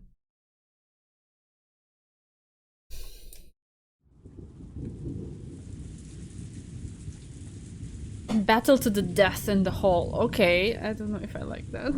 確かにわずかばかりの朝食では体が持たないが、しかしもちろん分かってるさ。だがな、時間を置けばどんどん暗くなってくる。多分今が一番明るい。今が一番都合がいいんだ。ローザさんたちが襲われてからまだ1時間も経ったかどうかですよ。いくらなんでもブヨン。 It was only natural that Natsuhi was yelling about recklessness, because Rudolph has said that he was going to the mansion to get food. Certainly, they were being tormented by hunger as well as their fatigue. In the beginning, they were just fine because they could fight their moderate hunger with their drowsiness. But now it just made their minds hazy, and even though it was still only midday, their bodies felt like they were reaching their limits. She wants to play in the rain, and the display is so adorable that the culprit just stops and everything ends well. Oh yeah, that would be cute, I guess. The thought of going to the kitchen in the mansion and bringing back some food certainly was attractive. 私は反対です。多少は辛いでしょうが、断じてここを出るべきではありません。私たちはいい。だが子供たちにひもじい思いをさせるのは心が痛む。親として責任を負わねばなるまい。あなた、お父様が亡くなられた今、後宮家の当主はあなたです。そのような危険を冒すことは許されません。そうね、夏日さんの言う通りよ。クラウスさんはリーダーとしてここに残るべきね。なら誰が屋敷へ行くんだね。俺と桐江、あと秀吉兄さんの3人で行こうと思う。俺と秀吉兄さんは銃を持ってる。そう簡単に向こうも手出しはできないはずだ。ローザさんも銃を持っていましたが襲われました。危険ではありませんか？ローザたちの様子を確かめに出た時、銃を持っていたが俺は一人だった。だが襲われなかった。男が相手なら向こうも慎重なのかもしれないぜ。男性が2人、そしてさらに銃も2丁。2人には護衛役に徹してもらって、荷物は台車で私が運ぶわ。ローザさんの時とは状況が明らかに異なるはずよ。わしを男と見込んでの話なら喜んで協力させてもらうで。こう見えても屋台を引いて鍛えた体や。力仕事は任せてえな。男性は護衛役に徹してくれていいの。使用人室に折りたたみ式の台車があったから、それを使えば私一人でも十分に食料が運べるわ。もちろん用心はする。そしてこの冒険を一度だけ成功させれば、私たちはここを出る危険を冒す必要はないの。なんとか考え直せませんか？皆さんに空腹を強いるのは心苦しいですが、しかし今の外は何が起こるか分かりません。用心するで。それにエヴァはだいぶ体調が悪いんや。空腹にはできん。胃袋が空っぽじゃ飲める薬も飲めんわ。エヴァのためにもわしは出かけにはならんのや。エヴァの具合はどうなんだね。ようやく寝入ってくれたとこや。熱も高い。しばらくそっとしたってや。妻の体調があっては座してもいられんか。わかった。外出を許可しよう。じゃ、俺たちはさっくりと行ってくるぜ。スピード勝負だ。缶詰は OK だよな。缶切りくれこっちにあるよな。はい。缶切りと栓抜きはあります。ゲストハウスに水道があるから飲み物は不要よね。10人分もあるんだから好き嫌いは言わせないわ。よっしゃ、だだって走ってってさっさと持ってこようやないか。傘なんてさしてる暇あらへんで。じゃあ兄貴、留守番を頼むぜ。Food again. 気をつけてな。I mean, I don't know. Today doesn't affect me. 本当ならば自分も生きたい。男に生まれながらこのような急場で力を貸せぬ長男の肩書きが恨めしい。こういう時くらいしか俺らには見せ場がないのさ。たまには譲って兄貴はのんびりしてろい。じゃあな、夏日さん、タオルの準備でもして待っててくれ。傘はささねえから濡れネズミで帰ってくるぜ。わかりました。お気をつけて。Rudolph, Kiri, and Hideyoshi, each leaving their own brave words behind, left the lobby.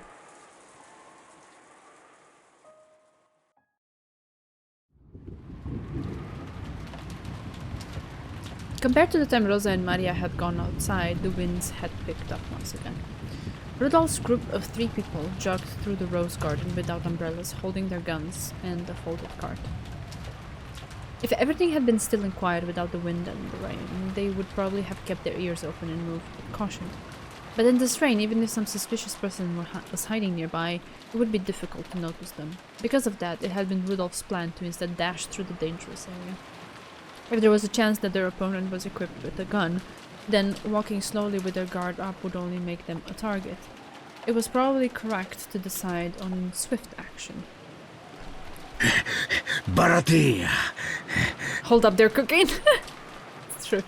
カモがネギしょってきたと思うとるかもしれんで。頼むぜ。誰も出てきてくれるなよ。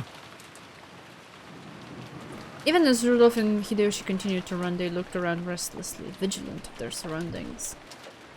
Rosa and Maria's deaths had not been caused by a projectile. However, it was easy to suspect that the servants had been killed in such a manner. Will they come flying out of the dark, or will they take careful aim and snipe from the shadows? Either way, they couldn't relax their tension for even an instant. But even so, when they reached the overhang in front of the entrance to the mansion and escaped the reach of the raindrops, they felt themselves breathing a sigh of relief. まずは問題なしやな。ローザさんの時とは違う。うかつに手は出せんやろ。そう信じたいね。キリエ、俺たちが見張ってる間に鍵を開けてくれ。ええ。SP が2人もついてお屋敷に帰宅だなんて、実にエグゼクティブな気分よ。赤絨毯で召使いのお出迎えがあれば完璧や。お出迎えか。あるかもな。用心しようぜ。As the two cautiously surveyed their surroundings, Kitty unlocked the front door with the master key she had been given. 開いたわ。秀吉兄さん、戦闘を頼めるか。俺は背後を警戒するぜ。了解や。キリさん、わしの影から出ないようにな。ほな、突入するで。後方了解。援護するぜ。男の人ってやね。この状況をちょっぴり楽しんでるでしょう。諦めろよ。それが男ってもんだぜ。しかし相変わらずひでえ匂いだな。The air in the mansion felt stagnant with a heavy silence. And worse, it was still thick with the stench from Kinzo's burnt corpse in the boiler room, and they were struck with a strong desire to leave the mansion, although they were never planning to stay. 前方問題ないで厨房まで一っ走りやとっとと済ませて引き上げよう。スーツが親父の匂いで訓示をされちまうぜ。 The three of them dashed towards the kitchen.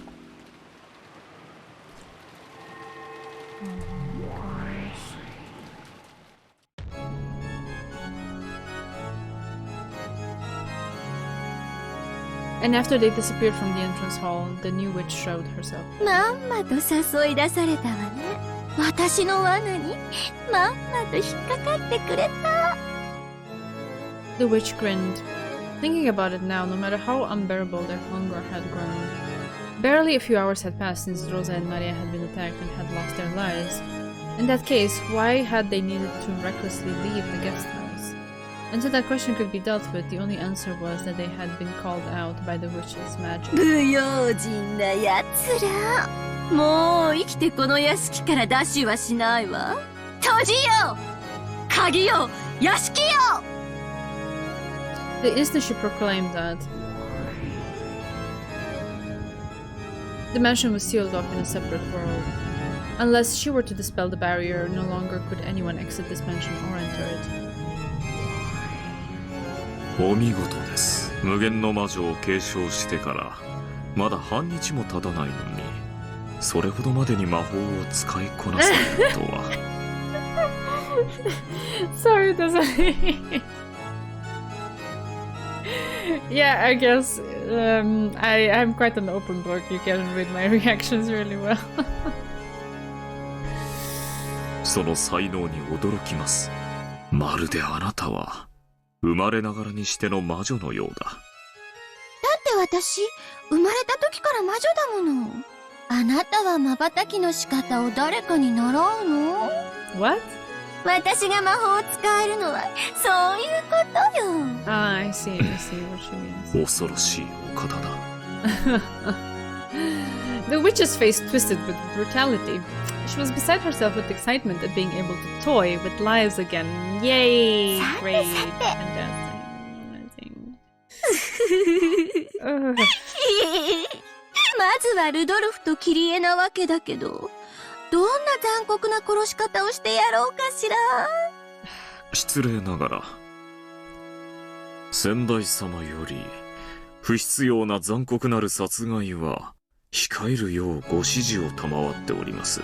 そして第4の晩以降は生贄の捧げ方に作法がございます。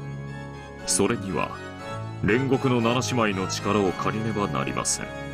あら、そうだったの？そういえばそうだったわね。好き勝手に遊べるのはさっきの第2の晩までなのね。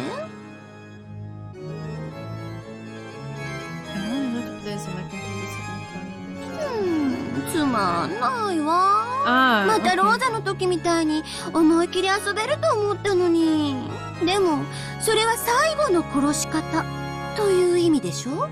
と申しますと、私が何度どれほどの殺し方をしようとも生き返らせて最後に碑文の殺し方に沿えばいいわけでしょ？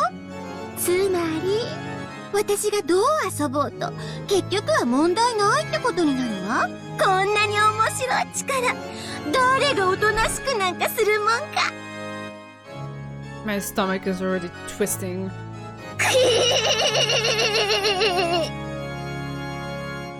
Her wild logic was, for an endless witch, an extremely valid argument. The sacrifices for the fourth twilight and onward had prescribed protocols for the method of killing, represented by things like gouge the head. However, that referred to the way they died in the end. To quote a very good show, souls are boring. In other words, in the process leading up to that, she was free to tease and kill them however she wanted. She just had to keep on reviving them and follow the rules only when she kills them the final time.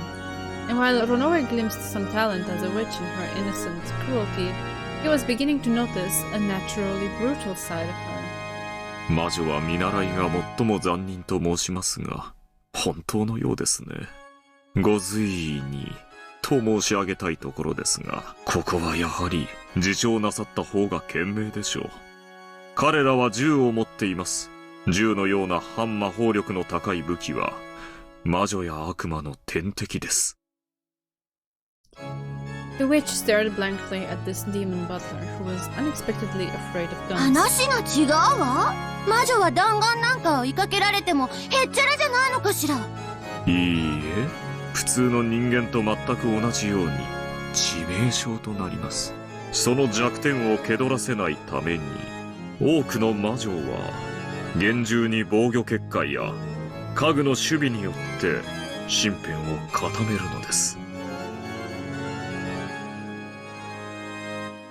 Wait, let me reread this. Exercise some restraint. They are holding guns. Weapons with a high anti-magic power, such as guns, are the natural enemies of witches and demons. Interesting. I thought they just wouldn't do anything because they have magic on their side.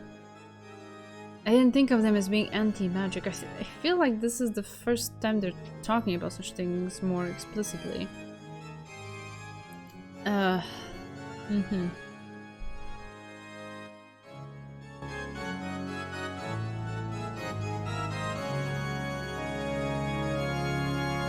I understand. 私にその防御結界というのはあるの？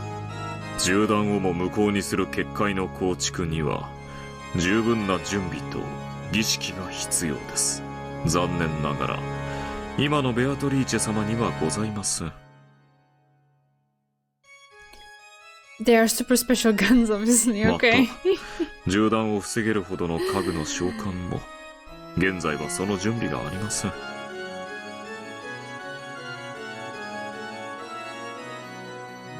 これほどの魔力を持つ大魔女になりながら、それでもやはり鉛玉に怯えなければならないのね。That's interesting. 不愉快だけど仕方がないわ。となれば家具を呼び出して私の手足とすればいいわけね。はい。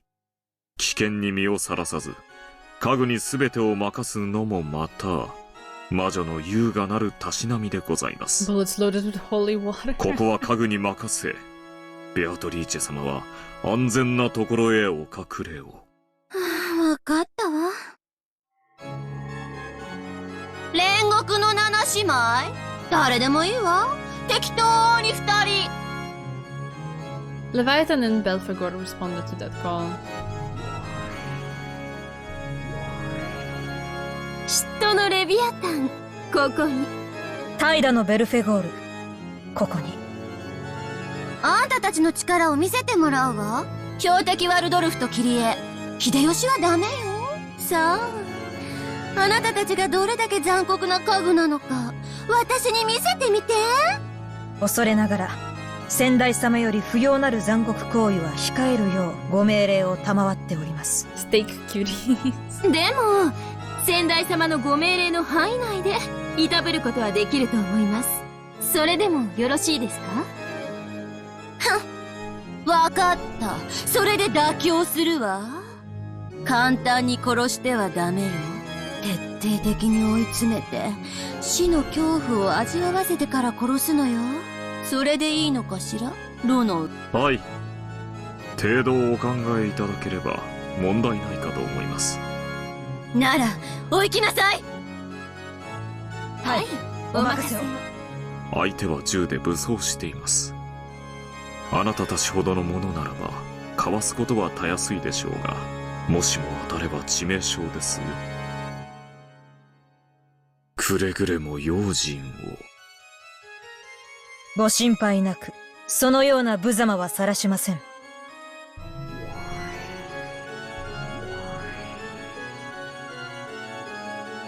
The two sisters of Purgatory vanished.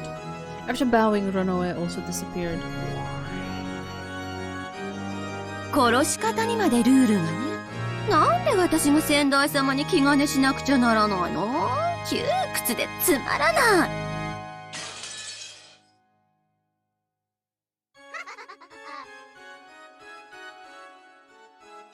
As the witch looked up at the portrait of the predecessor, Beatrice, hanging in the hall, she cursed.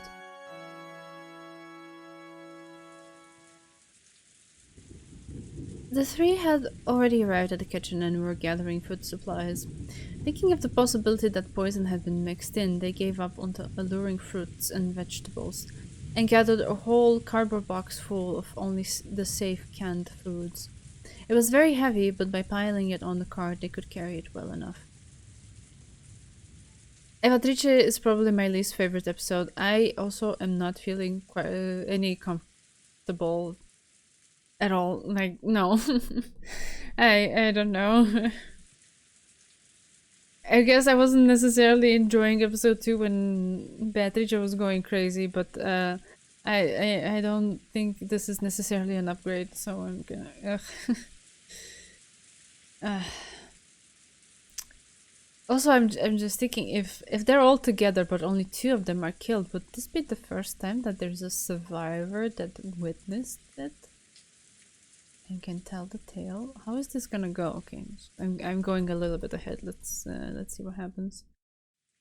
With all of that, there would be plenty for 10 people to hold out until tomorrow's breakfast. That would be enough while they waited for the boat. You're still putting your hopes on that boat, man. The 2 men were supposed to be devoted to guard duty, but the weight of the load was tough on Kirie even with the cart. Hideyoshi, who professed himself strong, switched to being the cart pusher, and Rudolph and his wife took up the task of guard duty. これだけあれば、ジョージたちも満腹やろ。帰るまでが遠足や。行くで。When Hideyoshi vigorously proclaimed their departure, Kirie frowned, looking as though she was gazing into the distance. There was a wall in that direction. No, if her gaze could go through that, the hall was beyond it. どうした？キリエ。チリチリするの。嫌な予感がするわ。Kirie stopped narrowing her eyes even further. 女の勘か？ In times like this, Kirie's intuition surpassed reason. Rudolph trusted that intuition. 多分、私たちは待ち伏せされてる。さっきまではその気配はなかったの。でもたった今感じたわ。たった今、私たちは待ち伏せられた。なら、来た道を戻る義理はねえな。そこに勝手口があるじゃねえか。そっちから出よう。Rudolph made to unlock the back door. When things were carried into the kitchen, they were never passed through the part of the mansion that the family came and went from. So outside the back door, there was probably a slope for transporting things. Surely they would be able to leave through there with the cart. なんだこりゃ。家庭、くそ、どうなってんだ。開かないの？ああ、壊れてんのかな。びくともしねえぜ。Rudolph tried various things, using force, then coaxing it. But the lock was as hard as stone and didn't even budge. 無理せんと玄関から出ようや。もたもた時間を潰す方が今は惜しいで。これが罠だってのか？わからない。用心して。With strained expressions, the 3 of them returned to the hall again and headed for the entrance. 誰だ? The instant they exited into the hall, Rudolph noticed a suspicious shadow right in front of them and yelled. In that instant, a storm of gold leaves started blowing and gold butterflies dyed the area a golden color.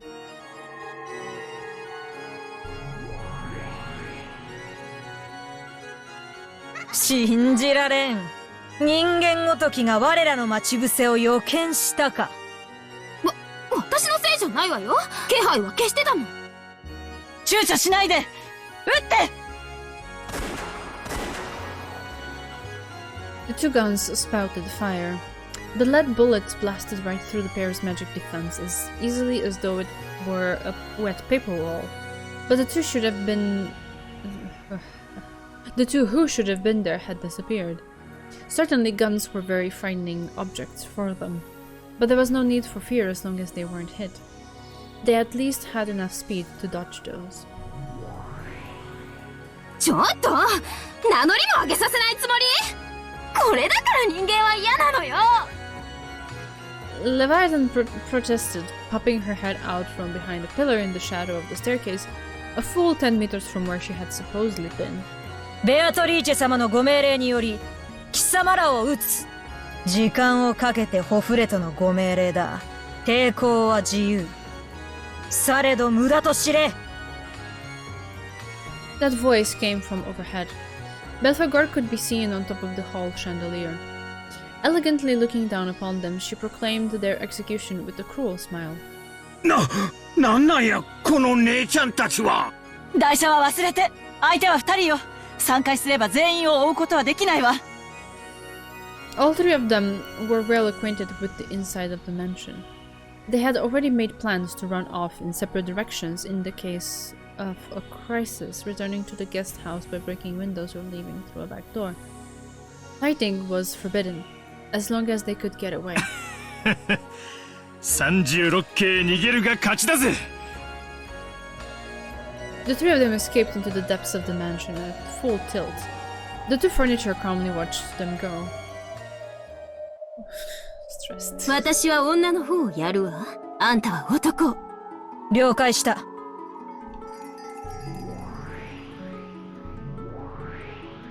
It's time?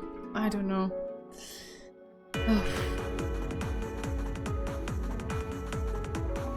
World and Dominator time. It's a cool song. I will give it that. The two pieces of furniture in the shadow of the pillar and on the chandelier burst apart their human-like forms. I love that emote so much. And yes. Yes, it is very appropriate. Alright. And, leaving behind only the sound of hopping beetles colliding with the balls, they pursued their respective targets. Their speed was overwhelming and they easily blocked the other's path of retreat. Time for mass murder! Yes! Yeah, skull rave music while murder happens, indeed. 家具のお手並み拝見させてもらうわ。楽しませてくれるといいのだけど。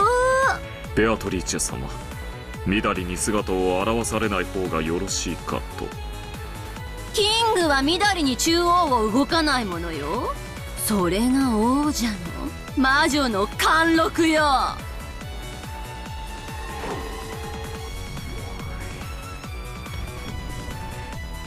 In front of Rudolph, who had boldly tried to escape the second floor, Belphegor was already standing in the way. 抵抗も、そして闘争も無駄だ。お前は何も考えなくていい。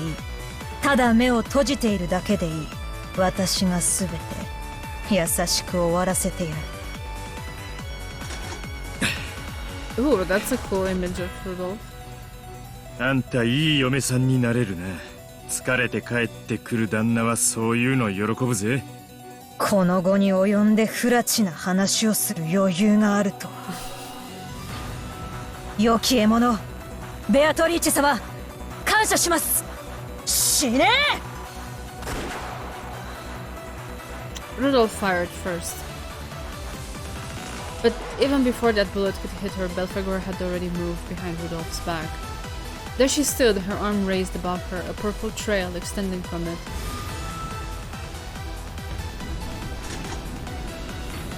However, even before that arm could decapitate Rudolph, unbelievably Rudolph had swung his gun behind him.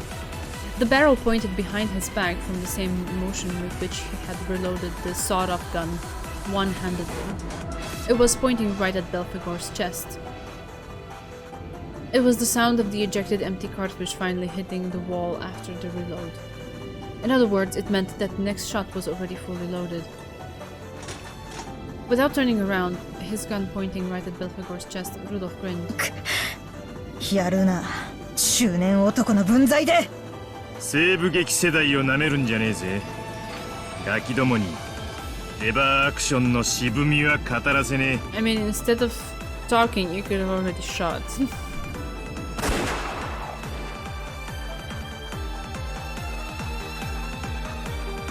Just like Rudolph, Kiria was also confronting a demon stake in the first floor corridor. 間抜けなやつね。夫と一緒に逃げればよかったのに。さっきのは根性の別れになったわよ。大丈夫よ。うちの人こういうのとても得意なの。すぐに白馬で迎えに来てくれるわ。私が困った時彼が助けに来てくれなかったことはないんだから。アスムさんがいた頃であってもね。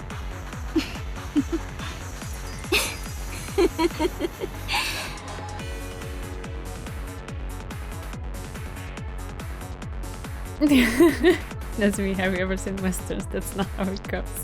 I know. I have seen them. I'm just saying. I think I read like 3 sentences explaining how Rudolph with his freshly reloaded gun was pointing at Belphegor's chest, and I'm like, why isn't he shooting? If he has shot, like, we wouldn't be having this conversation. But okay. Leviathan has my favorite design. The green hair is so striking. Yeah, it is. It makes me think a little bit of Shih Tzu from Code Geass. 本当に仲のいい夫婦ね。嫉妬するわ。私は嫉妬のレビアタン。嫉妬こそ我が力、我が怒り。同感ね。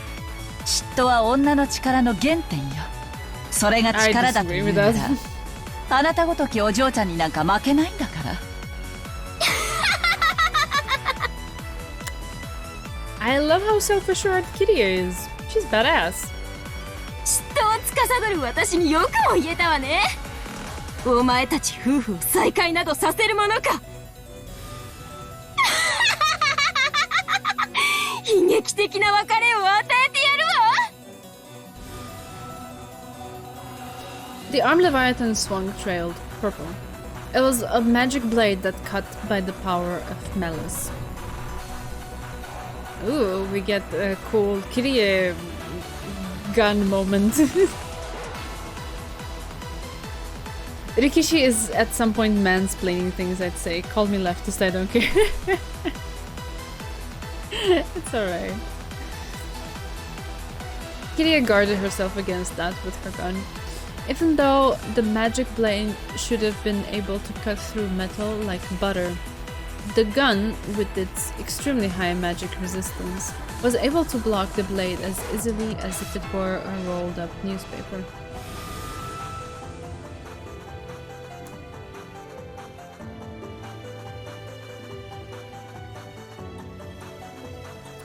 It's a character saying it, Kiria doesn't have to be correct, and I doubt that she is a mouthpiece for the author. I don't know. I don't think it's that deep, so we don't have to go down that rabbit hole. Rapidly, 2 times, 3 times. It blocked all of them.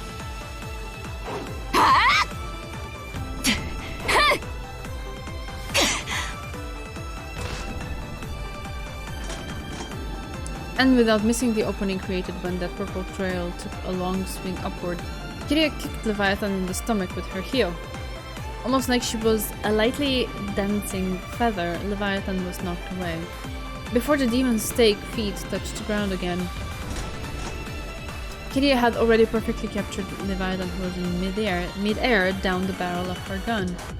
From mid-air, the 2 women who had spoken to each other of envious power met each other's gaze. 撃てる？その引きがね。私、夫のいないところでは残酷よ。I mean, she has already pulled the trigger a couple times already, so... Sorry, I said already too many times. She has already pulled the trigger. Why is that a question? Why are we talking instead of pulling the trigger? Okay, that's the last comment on that. I accept that, you know, it's a story and confrontations have to be flashy and people have to explain stuff to each other so that we as the readers get to see it. Characters can convey author's views, but you need to analyze context to make judgment if the author agrees with them. Because if a character says things X and then the story proves them wrong, I'm not talking about Kiria's envy thing here, it's a good indication of author engaging the theme rather than saying that's how it is through character.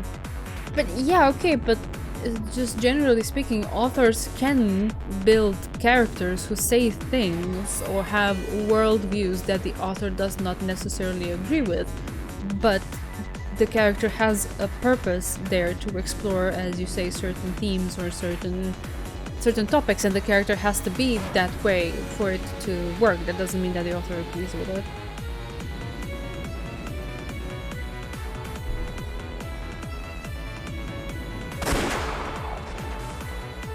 I'm sure Evatrice is his self-insert.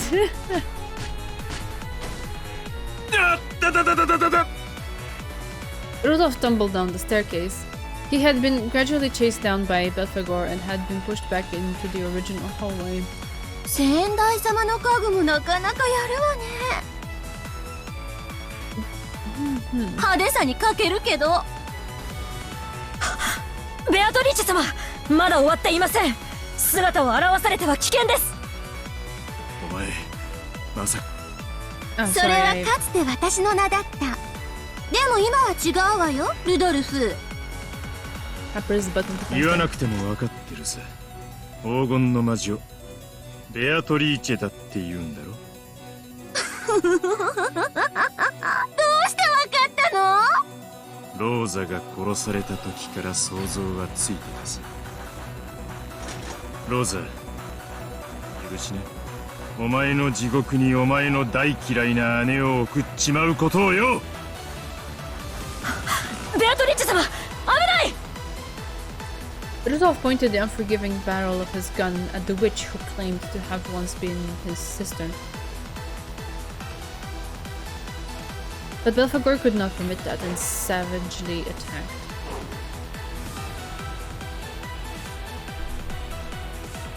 She sprung at him, vanished, and got him behind him. If he dodged that attack, she got behind him again. She vanished over and over, each time teleporting into Rudolph's blind spot. It was almost like she was a fairy. As she blinked in and out of vision, Belphegor incessantly drove towards Rudolph. これはこれで楽しいかもしれない。ルドルフ、あんたの検討がどこまで続くかゆっくり見物させてもらうわ。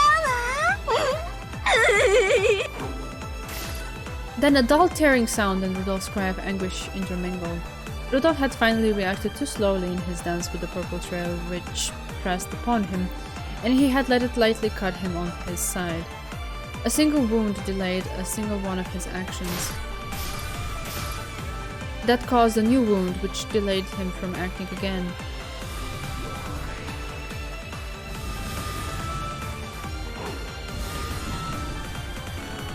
Belphegor's dance began to swallow Rudolph whole. Watching Rudolph's body gradually get carved up, his former sister let out a shrill laugh.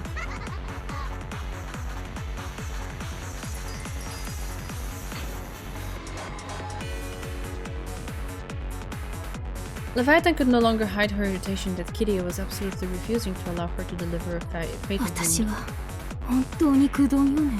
7姉妹の中でいつも一番成長が遅かったわ。いつも私が遅くて弱くて間抜けだったわ。その劣等感が嫉妬となり、それを力として変換した時、私は姉妹の誰にも負けない力を得たのよ。少女時代の程よい劣等感は大事よ。女に化粧と努力を教えてくれるわ。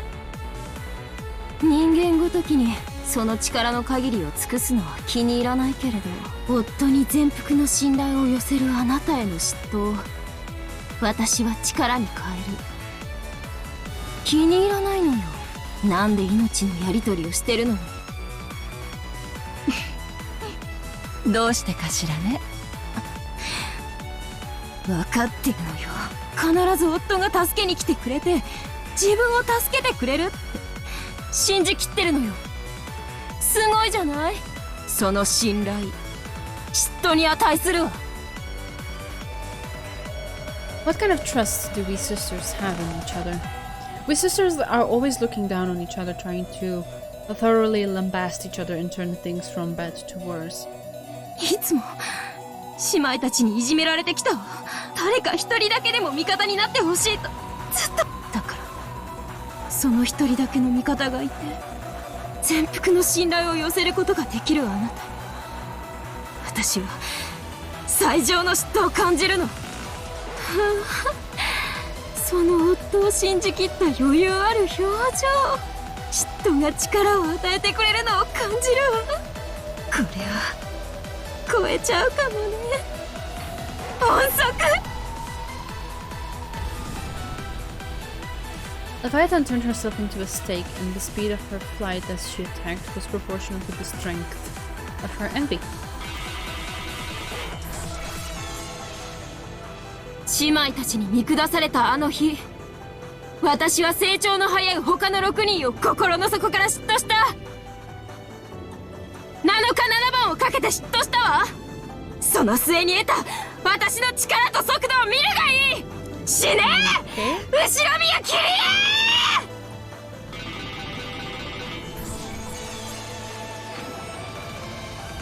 The demon's stake exposed her true form, leaping about at a terrible speed. The noise from her colliding with and bouncing off the walls sounded like a machine gun. By now, Kiria probably couldn't tell whether it was a single stake or a swarm of beetles flying and bouncing around. Leviathan was certain of a greater than 100% chance of victory from the bottom of her heart. Then Kiria spoke with an unbelievably calm voice. ルドルフさんと最初から付き合っていたのは私だったのよ。アスムさんが白々しく間に入り込んできて、ちゃっかりと解任したのよ。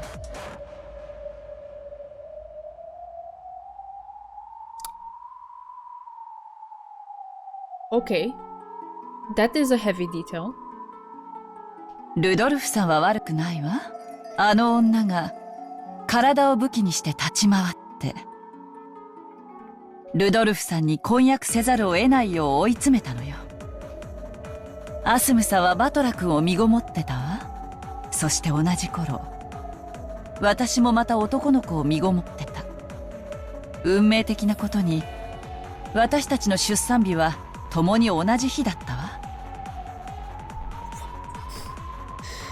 そしてアスムさんはバトラ君を出産したわ。だけれど、私はダメだった。思ったことがあるわ。もしダメだったのがアスムさんで、出産したのが私だったなら、ルドルフさんは婚約を解消して、私と結婚してくれたかしら。でも私は子供を産めなかった。だからアスムさんが死ぬまで、そしてエンジェを解任するまで、私はアスムさんを呪ったわ。嫉妬したわ。アスムさんなんか死んでしまえ。そして私と再婚してほしいってずっと嫉妬して呪って、そしてやっとアスムさんが死んだ。私は確信したわ。私には魔法の力があって、それが呪いとなってアスムさんを殺したんだって確信したわ。でも私の嫉妬の炎は収まらない。内緒よ。バトラ君を見るたびにね、あの女を思い出しちゃうの。そしてバトラ君を見るたびにね、もし私の子が生まれていたら同じ年だっただろうなって思ってしまうの。私は今でも彼女を嫉妬し苛まれてる。今もこれからも未来永劫にね。Yeah, I'm speechless. 7日7番姉妹を嫉妬したですって。Yeah, try 16 years.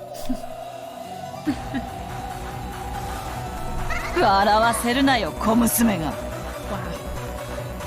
てめえに男を取られて18年間嫉妬し続ける女の狂気がわかるかよ。18 years. Okay, sorry. Wrong age.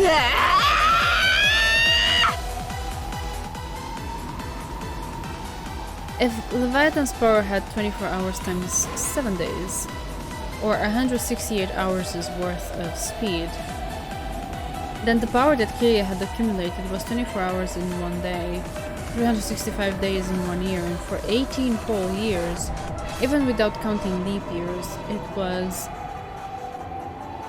157,680 hours.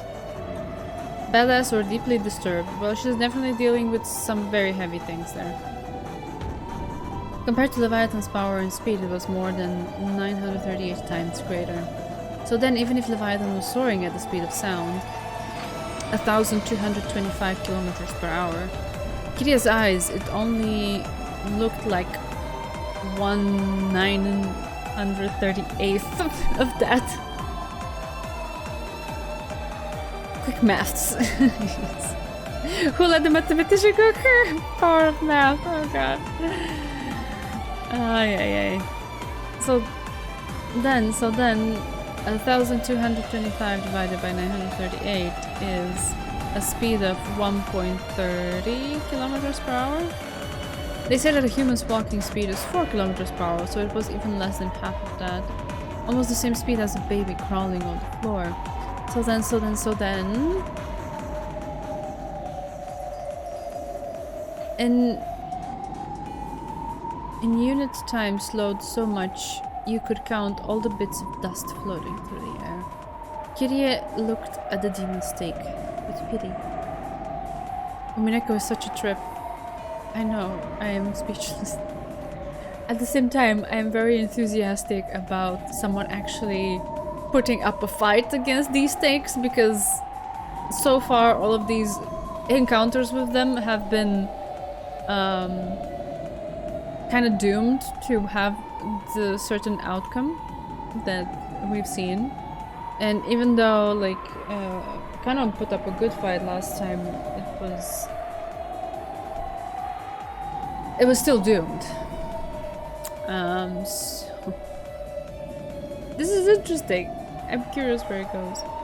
Kitty is a calculating woman. No shit!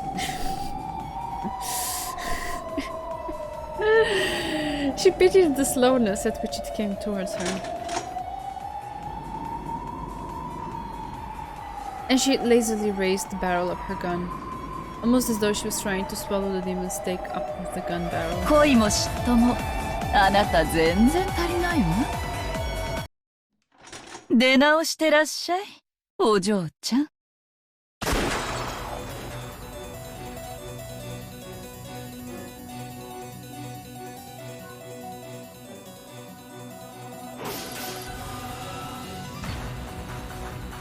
ルドルフ、先ほどまでの威勢はどこへ？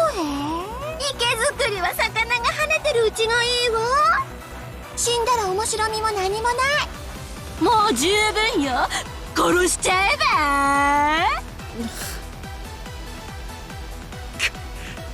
ちくしょう。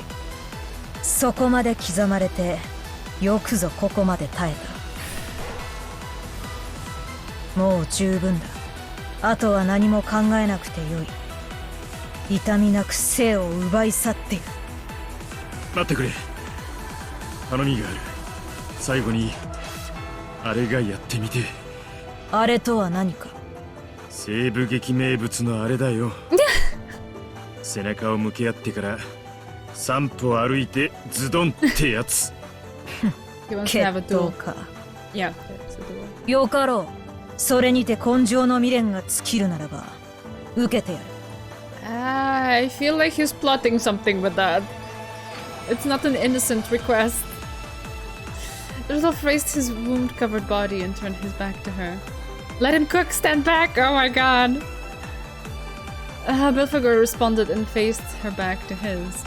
Belphegor had the sense of integrity that was uncommon in a witch's furniture. 言っておく。Eva Beatrice's actor really nailed it at making Eva Beatrice sound as annoying as possible. Yeah, no, I thought I wouldn't be annoyed by any other voice as much as I'm annoyed by the actual Eva when she is in her, in her Eva mode. You know what I mean. But this is like a whole another level. Jesus Christ. たとえ私の眉間に銃口を突きつけたとしても、私はお前が引き金を引き、私の頭蓋骨に弾丸が至るよりも早く瞬間移動することができる。Oh yeah, she's perpetually throwing a tantrum. That's her vibe. It's perfectly articulated. ああ、そいつはもう骨身に染みてるぜ。お前は銃弾より早い。それを知りつつ決闘を挑むお前の度胸に敬意を表し、付き合うのだ。I seen an interview with the actress for an anime and she's so sweet and shy normally. Aww, that's cute. 感謝せよ。お前は律儀なやつだな。いい女だ。惚れそうだぜ。It must be such a cool moment to have to summon that kind of thing out from yourself when it's not necessarily something that characterizes your personality, but you get the space and the opportunity to do it and put it outside for the world to hear. It must be really cool. I've always had very, very deep respect for voice actors from that perspective. 始めるぞ。3歩で良いのだな。まずは1歩。そして2歩。3歩だ。これでいいのか。そして3歩も歩いてまだ気づかねえなら俺の勝ちだな、お嬢ちゃん。Yeah, I told you he's plotting something. 何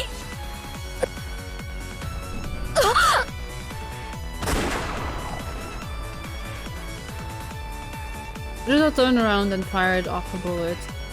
Of course, Belphegor could easily see through the speed and trajectory of a bullet like that. It should have been no problem at all to dodge it, but he shot it at Evatrice then, and not at her? That's my guess.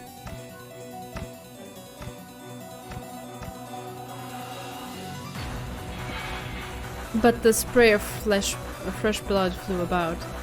Belphegor had set up an adequate magical defensive barrier. But before an incarnation of anti-magic power such as that bullet, it was completely meaningless. 何やってんのよ。何当たっちゃってんの？ Oh no, so she still got hit, okay. That's weak. Beatrice's VA commits locked room murders IRL. I would hope not. The bullet had hit Belphegor right in the chest. Okay, I was wrong. The pain from the lead caused her to grimace, as did the pain from the denial of magic. 許せ。俺は卑怯な男だ。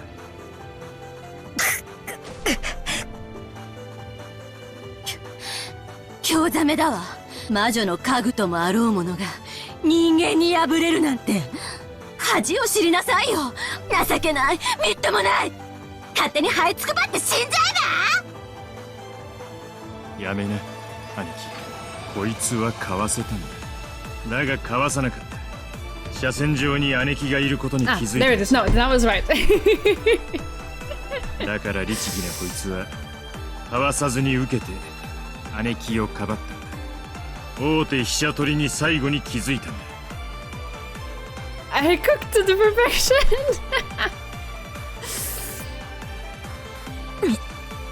見事。悪く思うな。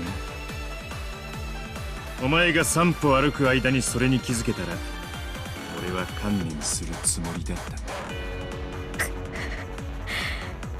あの3歩は私への手心だったか。考えようともしなかった。私は旅立った。お前はいい女だったぜ。先に天国で化粧して待ってろ。Like Rudolph Belf kind of cute together. I think Rudolph has had enough of fooling around with too many women. Let's not ship him with yet another one. I'm still not recovered after the heavy drop of information from earlier. Excuse me. Yeah. きっと口説きに行くから。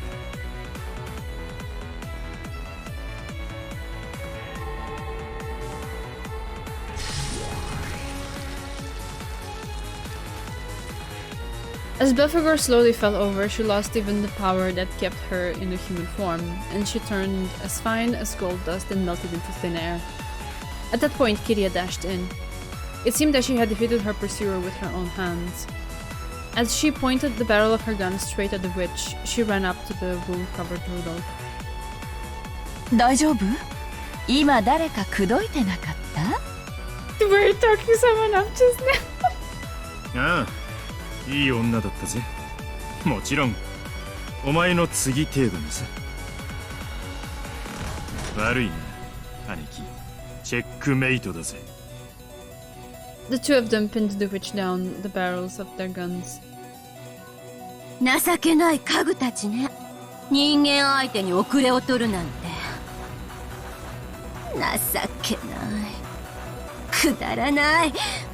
つまらない。ベアトリーチェ様、ここは引くべきです。銃弾を防ぐ結界も家具もここにはありませんよ。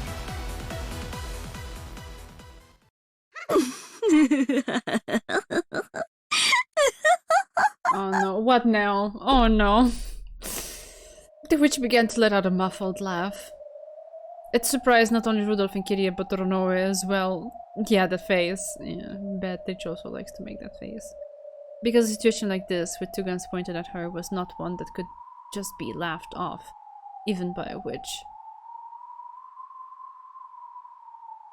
Ah, so more characters are gonna appear. I was thinking to already kind of like bring it to a close, but I wasn't sure how much more I should go or whatever. This is already traumatized by witches' laughter. Yeah. We can leave it here. If new characters appear and all of that, then we leave that for next time. We leave it there. Okay. That was badass. Alright. Thank you for being there. Give me a sec, I'm gonna...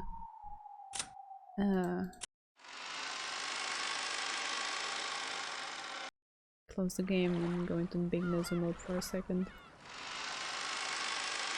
Or a minute or 2 minutes, you know, however long it takes. Wow. Okay. Okay.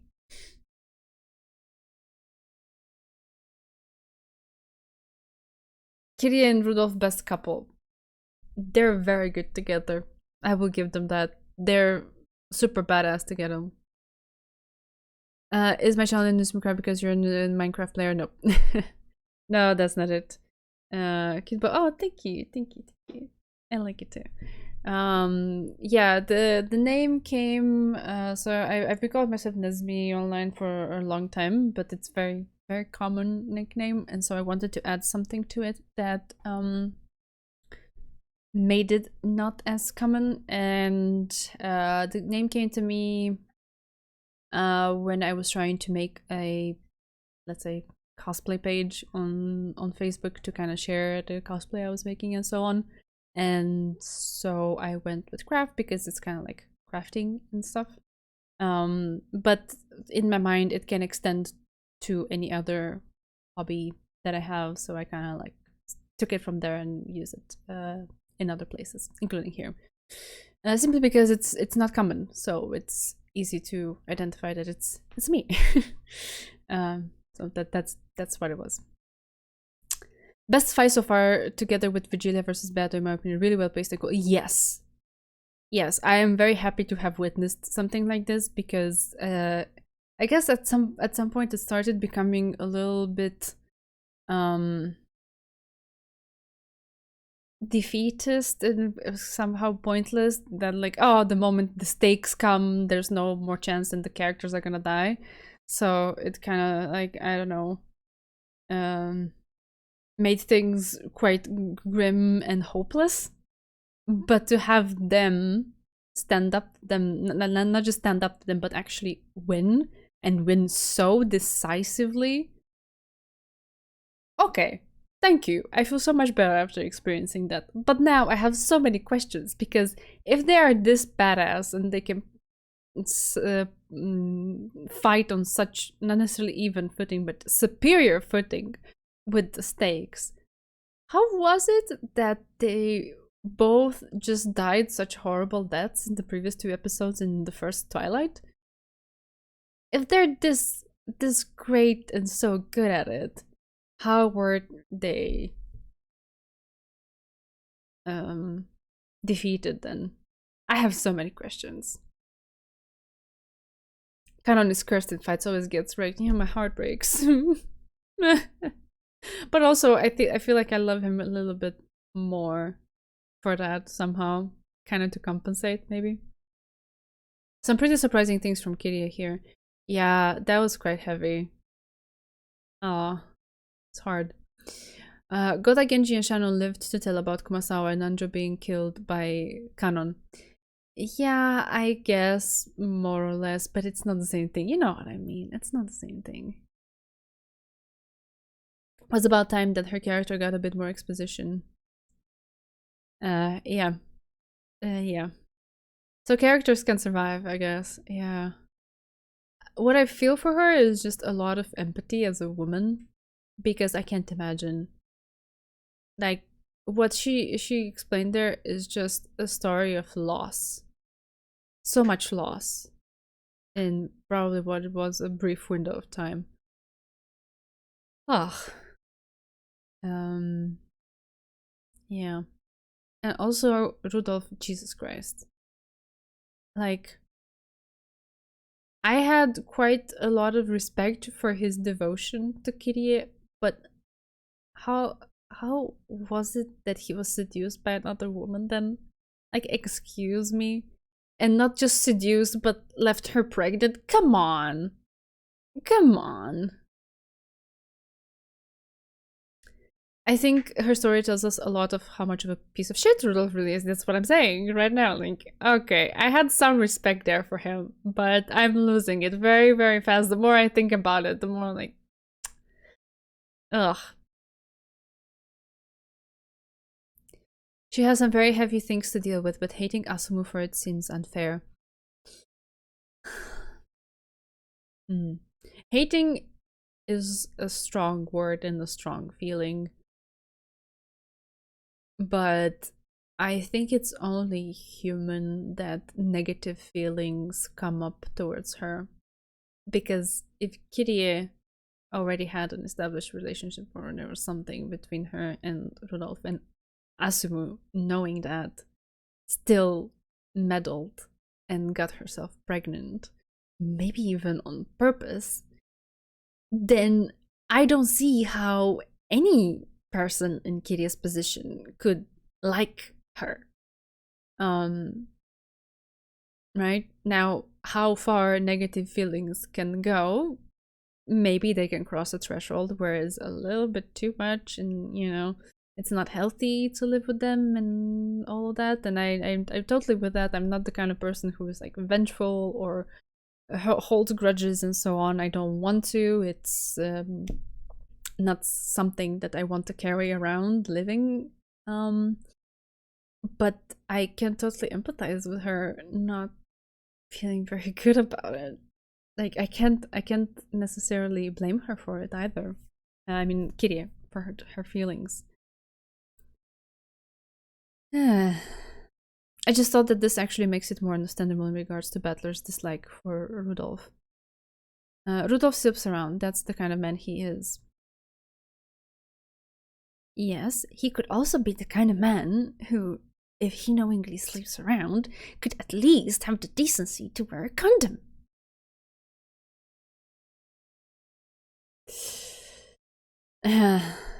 Maybe, or maybe that's just what Kyrie thinks due to her hating Asumu so much. It's hard to tell. It's Kyrie's take on Asumu. Okay, sure. Fair enough. We heard stuff only from her perspective, and I'm only operating on what we just read, assuming they are real. Right. I am also filling in some blanks by myself, and probably yeah, there's a chance there that my assumptions are not fully correct. But these are my feelings on the spot. Yeah. Take it or leave them. I can think about them a bit more. Maybe they, you know, polish and adjust themselves over time. But this is my instantaneous reaction to them.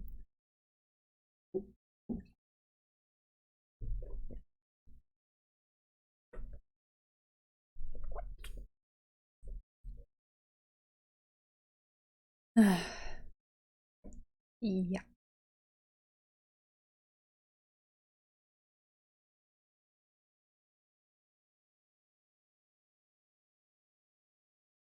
Yes, good. Thank you. Yeah. Yeah, I would need more detail to expand beyond this.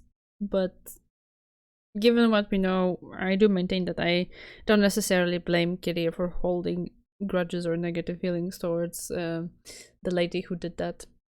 I'm doing great. Oh, thank you. I'm doing my best, so it is what it is. But your encouragement means a lot. It's such a messy story, yeah. But I think that's actually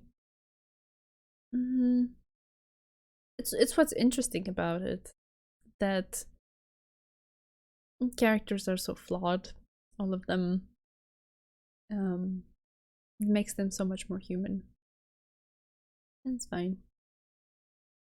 It also feels like those characters, if sometimes exaggerated, could be based on how real people could behave. Yeah. Yeah, no. They feel very real. Very, very real. I'm best girl? Nah. Come on. Oh, you're too kind. You're too kind. Yeah.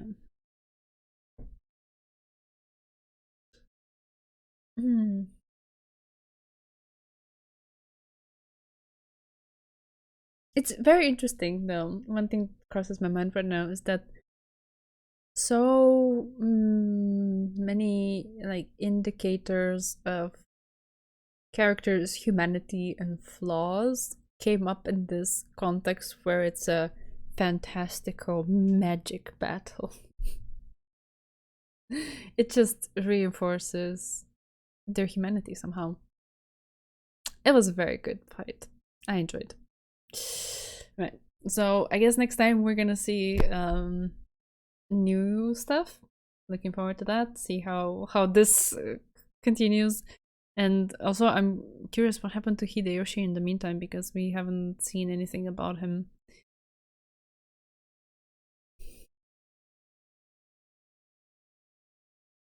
I don't know any other story where I could sympathize with so many people who raise giant red flags.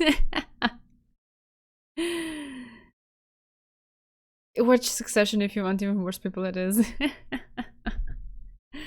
Yeah. Yeah. I think it's actually pretty cool that the novel makes you empathize and sympathize with the characters, as given their massive flaws. And it puts you in this position of like, oh, I see where this character is coming from. I wouldn't necessarily do the same thing, or I wouldn't want this kind of person in my life as a partner or as a friend or whatever.